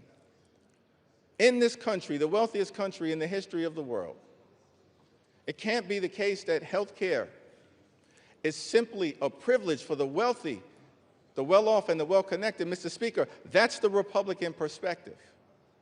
We believe as Democrats that health care has to be a right, and a right that's affordable and available to every single American in the United States. That's what this fight is all about. And that's what the fight will continue to be about as we move forward. Many of my Republican colleagues have suggested that they want to deal with the health care affordability issue, that they want to address the Republican health care crisis that's devastating people all across this country. Well, we have an opportunity for you to do so. There's a discharge petition connected to legislation that House Democrats have introduced to extend the Affordable Care Act tax credits for 3 years, because we believe that working class Americans, middle class Americans, and everyday Americans deserve the same level of certainty that Republicans always provide to the wealthy, the well-off, and their well-connected donors. Working class Americans deserve that level of certainty. So join us in extending the Affordable Care Act tax credits. It's not too late. We're in the midst of open enrollment, but the tax credits expire on December 31st. And we will stay on this issue until we get this issue resolved for everyday Americans. Mr. Speaker, as I close, you know, I've had the opportunity, as many of us do, to serve in the United States Congress with legendary figures, too numerous to mention. Legendary members, of course, Speaker Emerita Nancy Pelosi, Steny Hoyer, the great Jim Clyburn, Maxine Waters, Elijah Cummings, Charlie Rangel, our own Marcy Kaptur, the longest-serving woman in the history of the United States House of Representatives. We've all had the opportunity to serve with legendary members, John Dingell, too numerous to mention. But one can't call that roll without calling the name of the great John Lewis. I had the distinct honor of serving with John Lewis for several terms. Many of us here in the House of Representatives did. I'll never forget, on my first day in the Congress, I had the opportunity to meet John Lewis for the first time in person. And he called me over to see him on the House floor, and he just asked me a simple question. He said, "Are you the new guy?" And I said, "Yes, sir. Mr. Lewis, I am. And he said, well, we're colleagues now. You don't have to call me Mr. Lewis. You can call me John. I said, yes, sir, Mr. Lewis, I understand. And then he said to me, you're from Brooklyn, right? Now, Mr. Speaker, I got to be honest, I was tempted to say, Brooklyn is always in the house.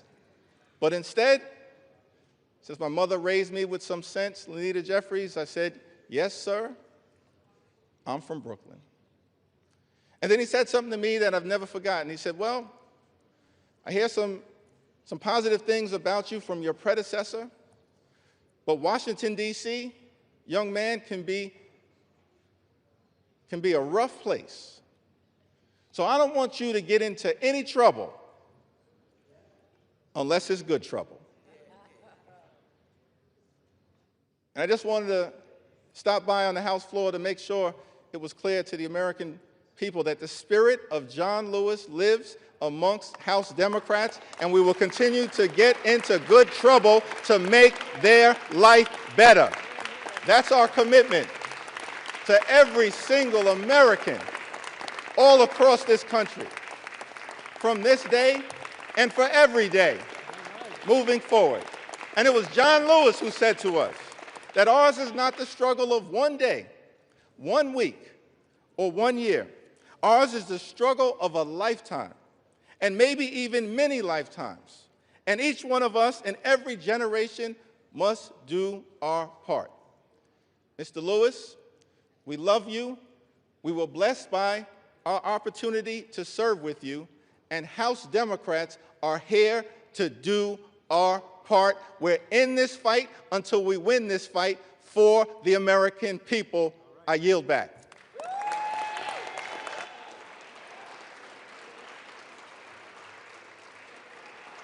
The gentleman yields. Members are reminded to refrain from engaging in personalities towards the President. The gentlewoman from Connecticut has 30 seconds remaining and is recognized. I yield back the balance of my time. The gentlewoman from Connecticut yields. The gentleman from Oklahoma is recognized. Thank you very much, Mr. Speaker. It's my distinct pleasure to yield the balance of our time to the distinguished Speaker of the House, my very good friend and a person I admire greatly. 1 minute. I'm actually just going to hold you to 1 minute, Mr. Oh, okay. Speaker. My good friend, the gentleman from Louisiana, Speaker Mike Johnson. The gentleman from Louisiana is recognized.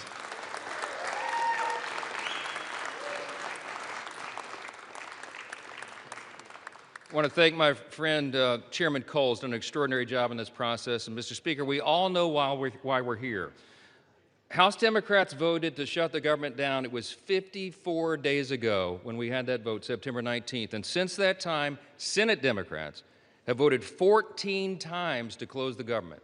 Republicans voted a collective 15 times to open the government for the people, and the Democrats voted that many times to close it. And then they admitted, many of them, and we could name them here, but I'm not going to take the time, they admitted that they were using the American people as leverage in this political game. They knew that it would cause pain, and they did it anyway. The whole exercise was pointless. It was wrong, and it was cruel. In mere moments, I want you to watch the board. They're going to do it again. I'm going to guess for you that most of our Democrat colleagues are going to vote again to close the government, again to take food out of the mouths of families that need it, again to deny pay to federal employees, again to stall flights and cancel airlines and do all the rest that they've done. But we are not going to let them succeed in that gambit, and that's right. While the Democrats keep voting to shut their government down, Republicans are going to vote to open it back up. And with that, we're going to get the American government running again and working for the people as they deserve. I'm going to close with this. You know, as Speaker, you have the ability to talk as long as you want, but I'm not going to do that tonight. We're not going to waste any more time of the people.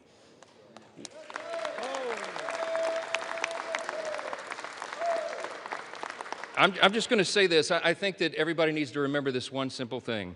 From the very beginning of this whole ordeal, On the Republican side, we operated in good faith. We offered a clean, nonpartisan CR. We were honest and transparent with the American people from the very beginning, and every single day of the shutdown, we went out and looked right into the camera with a press conference and told the American people the simple truth. We have done for the people what has been right and just and truthful.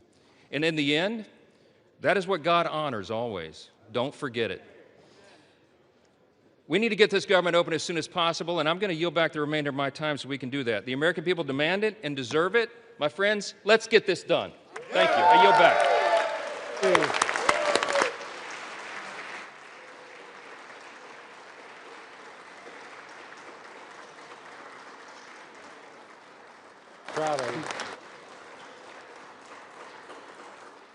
The gentleman yields. The gentleman from Oklahoma has 3 minutes remaining and is recognized. I yield back the balance of my time. The gentleman yields. All time for debate has expired. Pursuant to House Resolution 873, the previous question is ordered. The question is on the motion by the gentleman from Oklahoma, Mr. Cole. All those in favor say aye. All those opposed say no. In the opinion of the chairs, the ayes have it.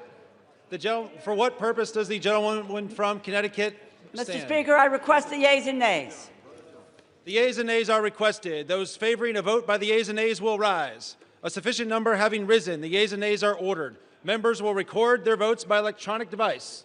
This is a 15-minute vote.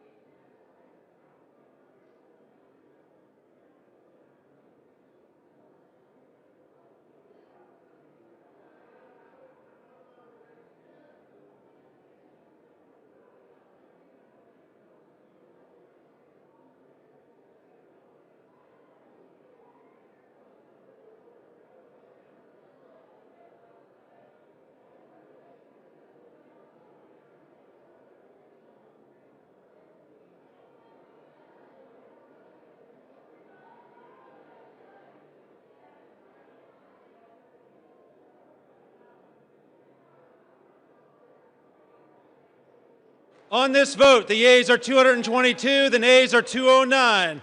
The bill is passed. The motion is adopted.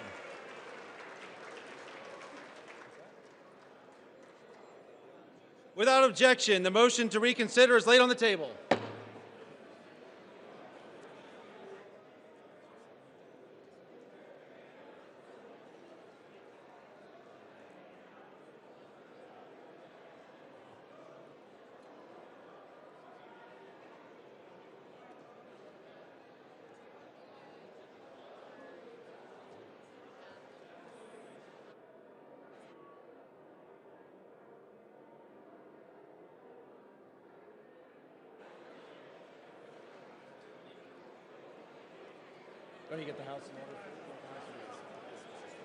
The chair lays before the House a communication.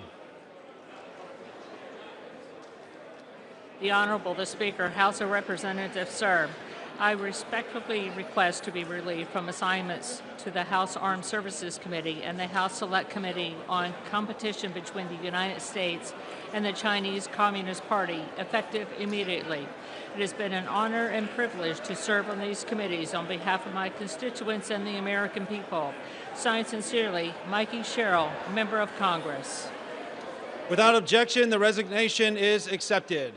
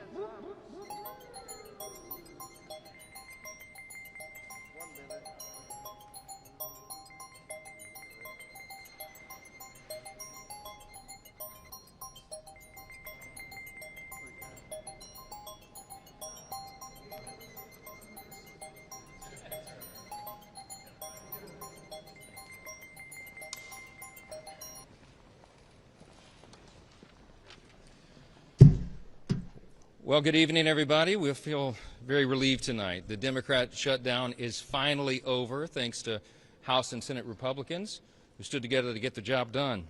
Absolutely no question in anybody's mind now that the Democrats were responsible for this. What happened? Millions of American families went without food on their table. You had millions of Americans stranded in airports with their flights canceled and delayed. You had troops and federal employees wondering where their next paycheck would come from.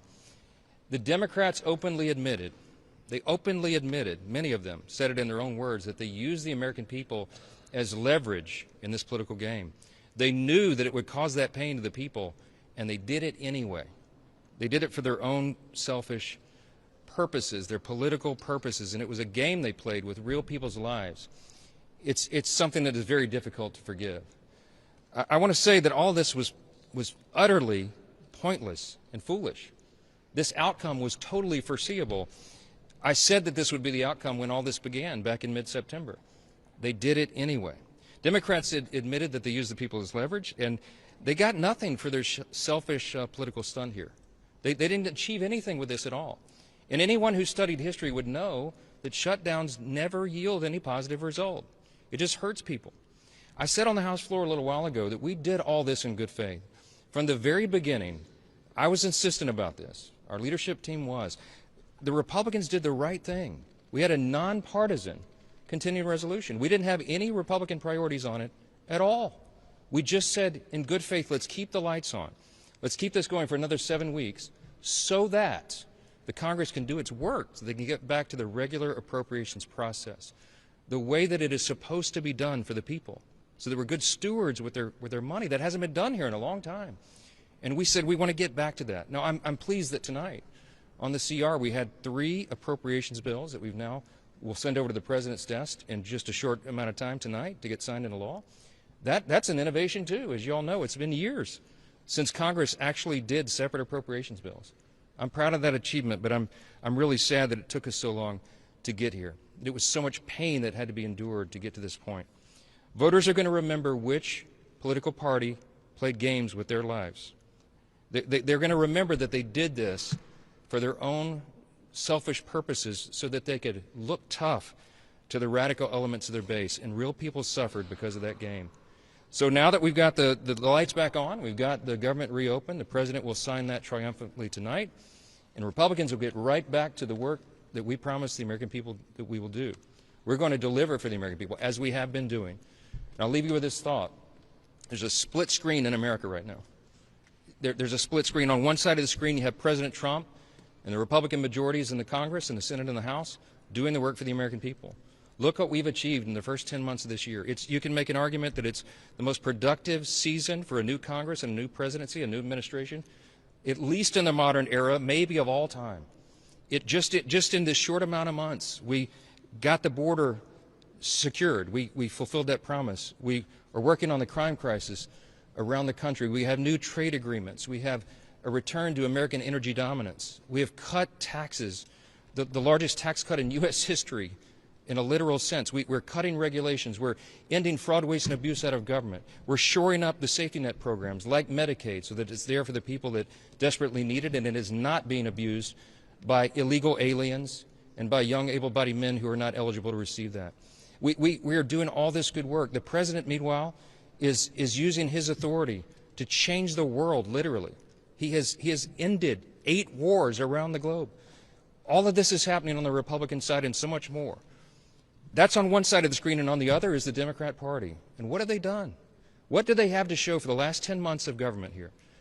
They shut the government down. They voted 15 times to close the government and exact that pain on everyone. We can never forget that. They haven't achieved anything beyond that except pushing ICE officers around and really spurring on political violence. So I want to say that there's a reason the Democrats are in disarray right now. There's a reason they don't have an identified leader of their party. There's a reason that their favorability, even amongst those in their own party, is at lowest of all time. They don't have a platform, a principle they can defend.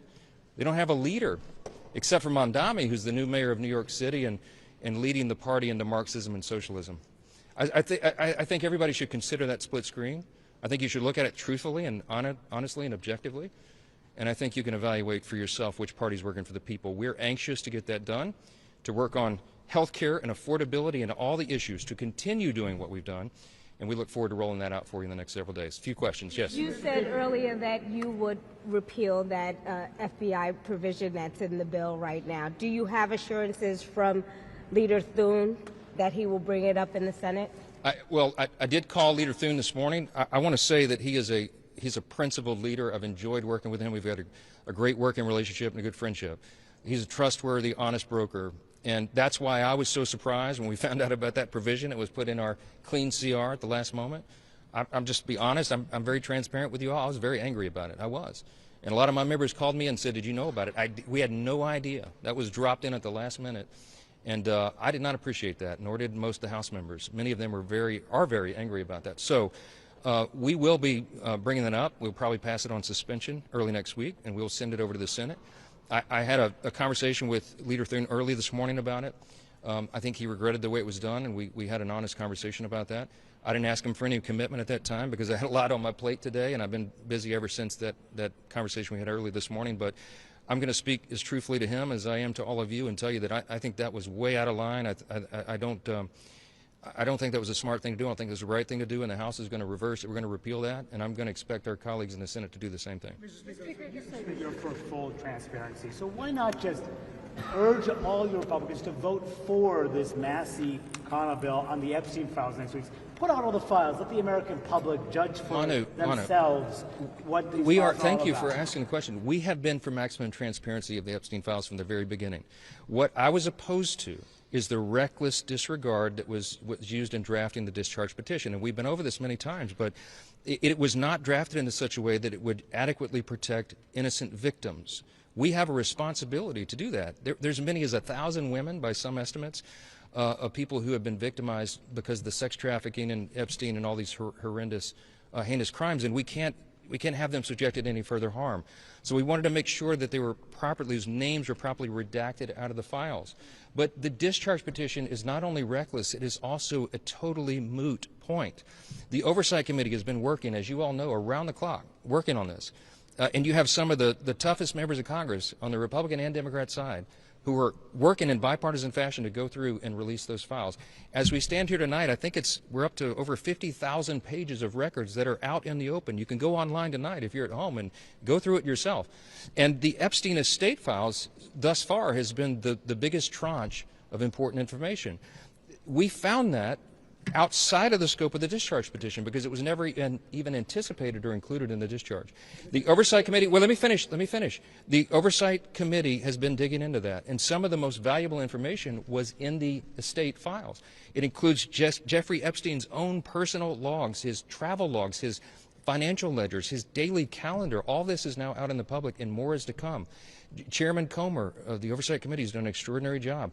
You have, again, some of the most notable members in Congress working on that around the clock, and they will continue to have full disclosure. I want to say this tonight, and I think this is a shame to a lot of the Hill Press Corps. I'm not going to name any of you by name, but I haven't seen many stories written yet about the fact that we put the discharge up for unanimous consent on the floor tonight. The Republicans, the Speaker, and the Republicans asked for unanimous consent to just go ahead and pass the discharge because I think it's a moot point. The Democrats objected to the unanimous consent. Nobody's written a story about that. That's stunning to me. How can you miss that? If it was about transparency, if it was about full disclosure, there's two questions you should ask every Democrat in the House and Senate. Why didn't you bring this up during the 4 years of the Biden administration when the Biden DOJ had all these records the entire time? Nobody ever said a word about it. They didn't care. Now it's the biggest thing in the world. Didn't matter at all when Joe Biden had the files. And secondly, if they're for transparency and they really want all this to be out and there's such this urgency, then why did they vote down the unanimous consent to pass the discharge petition tonight? I can't answer that question, but they should. And every one of you should ask them about it. Yes. Thank you. There are several members of your own conference that support at least a one-year extension of ACA subsidies. Others have alternative plans.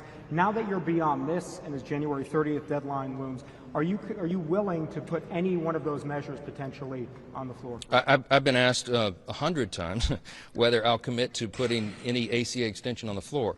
What I have said from the very beginning, and we were consistent about this, and you all know from day one, The first order of business was to get the government open and working for the people again. It's the most basic responsibility, and we finally got that done tonight. And I said, as soon as the government was open, we would turn our attention to health care and all the other issues that are out there. We are willing to work and have always been willing to work in good faith with anybody in this building who wants to bring down the cost of health care.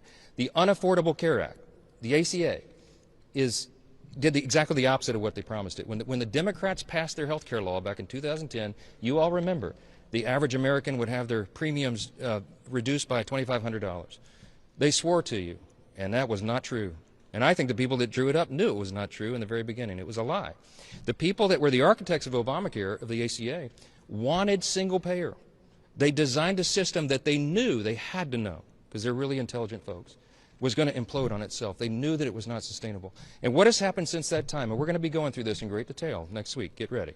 We're going to take you through a timeline of who destroyed American health care. And I'll give you a hint. It didn't have anything to do with the Republican Party. It was the Democrats. They're the ones that gave you the Unaffordable Care Act. They're the ones that have been trying to subsidize it and prop it up and add to it ever since. We're the ones that have been trying to fix it. The Republican Party has. What has happened since the Democrats wrecked American health care is that your premiums have gone up by some cases 60%, in some cases more. And it's going to go up further. So their solution is right now they want to subsidize it further. They want to subsidize insurance companies. They want the COVID-era extension that was created by the Democrats themselves. They created the subsidy. They're the ones that put the expiration date of December 31 of 2025 on that. They knew it wasn't going to be permanent because it was a boondoggle. And now they're trying to claim it's Republicans' fault? The Democrats created it. The Democrats broke it. The Democrats are driving your cost up. Who are you going to trust to fix health care? It's the Republican Party. Because we have volumes of ideas on how to do this, on how to fix it, on how to drive costs down, and how to increase access to care and quality of care, and you're going to see all that vigorous debate. So the answer to your question is, am I going to guarantee a vote on ACA unreformed COVID-era subsidies that is just a boondoggle to insurance companies and robs the taxpayer? We got a lot of work to do on that. The Republicans would demand a lot of reforms before anything like that was ever possible, and we have to go through that deliberative process. We have currently 433 members of the House of Representatives. There's a lot of opinions in this building, and on our side, certainly a lot of opinions on how to fix health care and make it more affordable. I have to allow that process to play out. I'll leave you with this. The biggest objection that I had to Chuck Schumer and Hakeem Jeffries, who were playing political games with people's lives when they shut the government down, was Chuck Schumer came out and said the quiet part out loud. I don't even think he realized, he has no self-awareness. But he came and cried to all of you that I would not agree to go into a back room and make a four corners agreement on these issues. That just he and I and Hakeem Jeffries and Leader Thune would go in a room and make this decision for the entire population of America and block out all of our colleagues as if they had no voice in it. That is why Washington is broken. That's why Congress hasn't worked well for people. That's why they don't have a lot of faith in what goes on here. And I'm committed to trying to restore that faith. And one way we do that is we get back to regular order, and we allow all the duly elected members of this body to have their voices heard. I'm not playing games, and Chuck Schumer, I'm not going in a back room with you and making a four corners deal on anything. And I hope you understand that. Thank you all. We got the government open. Let's celebrate tonight. They did the right thing. We congratulate them.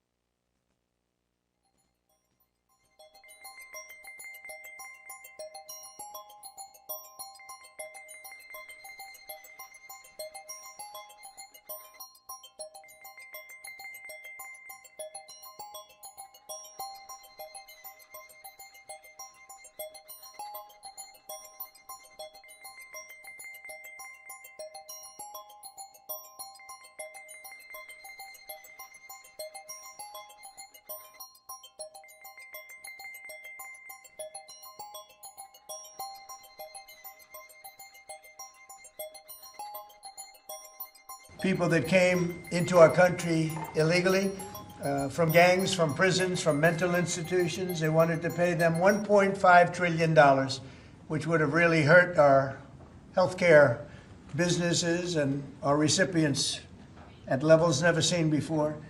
Today, we're sending a clear message that we will never give in to extortion, because that's what it was. They tried to extort. The Democrats tried to extort our country. In just a moment, I'll sign a bill exactly like we asked Democrats to send us all along, many days ago. This cost the country $1.5 trillion, this little excursion that they took us on. Republicans never wanted a shutdown and voted 15 times for a clean continuation of funding. There's never been a time when one or the other party ever didn't sign a continuation. It's just a continuation, not a big deal. It's a continuation, and we'll talk later. Yet the extremists in the other party insisted on creating the longest government shutdown in American history, and they did it purely for political reasons. I want to thank Speaker Mike Johnson, Senate Majority Leader John Thune, as well as House Majority Leader Steve Scalise, Majority Whip Tom Emmer, and numerous other great Republican leaders and congressmen and senators who are here and who frankly spent a long time in Washington getting this thing to go away. I also want to thank the broad coalition of Americans that stood with us in this fight to reopen government, including the Teamsters, the American Federation of Government Employees, the Fraternal Order of Police, AMVETS, the National Small Business Association, the American Farm Bureau, the American Trucking Association. These are all incredible patriots. The Airlines for America, the Allied Pilots Association, the National Air Traffic Controllers Association, and many others, unions and non-unions. Over the past 7 weeks, the Democrats' shutdown has inflicted massive harm. They caused 20,000 flights to be canceled or delayed. They departed so many times, so late. People were hurt so badly. Nobody's ever seen anything like this one. This was a no-brainer. This was an easy extension. But they didn't want to do it the easy way. They had to do it the hard way. And they look very bad, the Democrats do.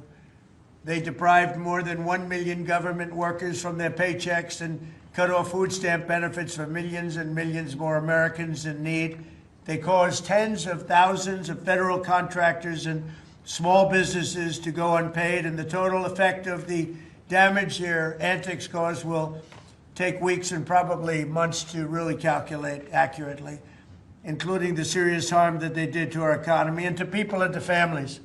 So I just want to tell the American people, you should not forget this. When we come up to midterms and other things, don't forget what they've done to our country. I also want to call for a termination to the filibuster so that this can never happen again. If we had the filibuster terminated, this would never happen again. And don't forget, we have another date coming up in the not too distant future. We can never let this happen again. And we should be able to pass great, really great legislation. So I say terminate the filibuster because, by the way, the Democrats will do it immediately if they ever assumed office, which hopefully they won't. Today we had the highest stock market price ever in all of the different markets. We set a record. It's the 48th time in the 9 months that I've been in office that we had this record set. So think of that, 48 times we had a record set, but today is the highest of them all. We're going to break new grounds. Nobody would have thought. I have with us not only the great political leaders, but the great business leaders of our country. They're standing right behind me and right really alongside of me. And if we would have told them a year ago that we'd be having stock prices this high, none of them, in fact, I just asked them that question, none of them would have believed it. And that inures to jobs and, very importantly, to 401ks, which have also set a record today, a record high for the people that have 401ks. And also, I want to thank Walmart because they came up with a fantastic study. It was the cost of Thanksgiving coming up and the cost of Thanksgiving from a year ago under Sleepy Joe Biden, and we're 25% lower this year than we were a year ago. And it's a very inclusive report, so I want to thank Walmart. They've done it for many years, but we believe in that, and we believe in that company. I want to also thank the 8 Senate Democrats who finally did the right thing in voting to end this craziness, this madness. But unfortunately, the vast majority of congressional Democrats were happy for millions of Americans to suffer. They really did suffer, too. And the Democrats admitted. They said, well, no, we finally have a point. Even though people have to suffer, we finally have a point. And that didn't work out too well for them. But they really went out and they could appease the fringe benefits of their far-left base. But that didn't work out because now their far-left base is angrier than ever before. We actually elected a mayor of New York City who happens to be a communist. When was that going to happen? Remember, I said all the time during my campaign, we will never be a socialist country. And that's right. We turned out to have a communist in New York City. And if you look at his views, those are the views of a communist, not a socialist. So this is no way to run a country. I hope we can all agree that the government should never be shut down again. End the filibuster, terminate the filibuster. It'll never happen again. So with my signature, the federal government will now resume normal operations, and my administration and our partners in Congress will continue our work to lower the cost of living, restore public safety, grow our economy, and make America affordable again for all Americans. Again, costs are way down. Energy is way down. Gasoline is at $2.50 a gallon versus $4.70 for the Democrats.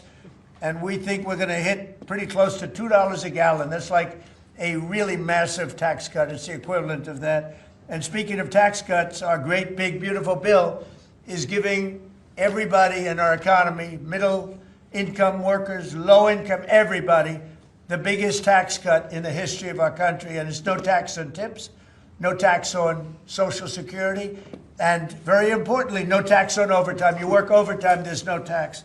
That's among the things that add up to the biggest tax cut in history. And one other thing, you hear about rich people with deductions. Well, when you buy your car and you borrow money, you're allowed to now deduct the interest on that loan. So you can take that interest deduction, and what you can take is that interest payment and deduct it for income tax purposes. That's a tremendous tax cut right there. But it all includes fixing the healthcare system that Democrats broke with the disaster known as Obamacare. Obamacare was a disaster from day one. It's done nothing but go up. And if you remember President Barack Hussein Obama, when he came up with this crazy idea, he said everything's going to be great. Rates are going to go down. Payments are going to go down. Everything's going to go down. It went the exact opposite, with the biggest increase of healthcare in any country. It's a disaster. And I'm calling today for insurance companies not to be paid, but for the money, this massive amount of money, to be paid directly to the people of our country so that they can buy their own health care, which will be far better and far less expensive than the disaster known as Obamacare. And I've had, I think, great support. I've even had Democrat support. So we want the money that would be going to the insurance company, which is hundreds of billions of dollars. Their stock prices have gone up by 1,000% in many cases, 1,000% over a short period of time, because our country stupidly pays them so much money with this Obamacare scandal. So I want the money to go directly to you, the people. And you'll go out and you'll buy your own health insurance, and you'll negotiate different plans, and you'll get much better insurance, and you will be an entrepreneur for yourself. So I'm always willing to work with anyone, including the other party. We'll work on something having to do with health care. We can do a lot better. We can do great. So much money is involved, and we're willing to pay so much money to the people. So we're going to pay a lot of money to the people. They're going to go out and buy their own health care, and we're going to forget this Obamacare madness. So with all of that, I just want to tell you the country has never been in better shape. We went through this short-term disaster with the Democrats because they thought it would be good politically.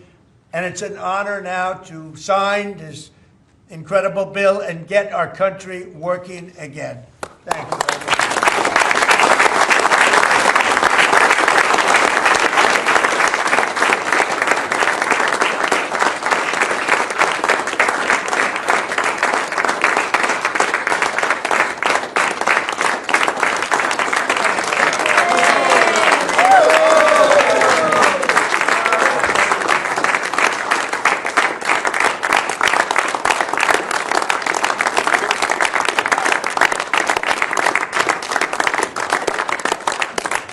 Okay, thank you very much. I don't know if you have questions. I think, I think we really have a really great situation. We have a country that we love, and we have a country that's in great shape. As you know, we have now it's over $18 trillion invested in our country by other people and countries. That's a record. There's never been a country that had so much, and that money's going into also building new auto plants, new AI plants, new everything. We've never had a time like this. Thank you very much, everybody. I appreciate it. Thank you very much. Thank you guys for going. Thank you. It's a great day. Thank you. Well done, Mr. President. Great job. Gary, thank you.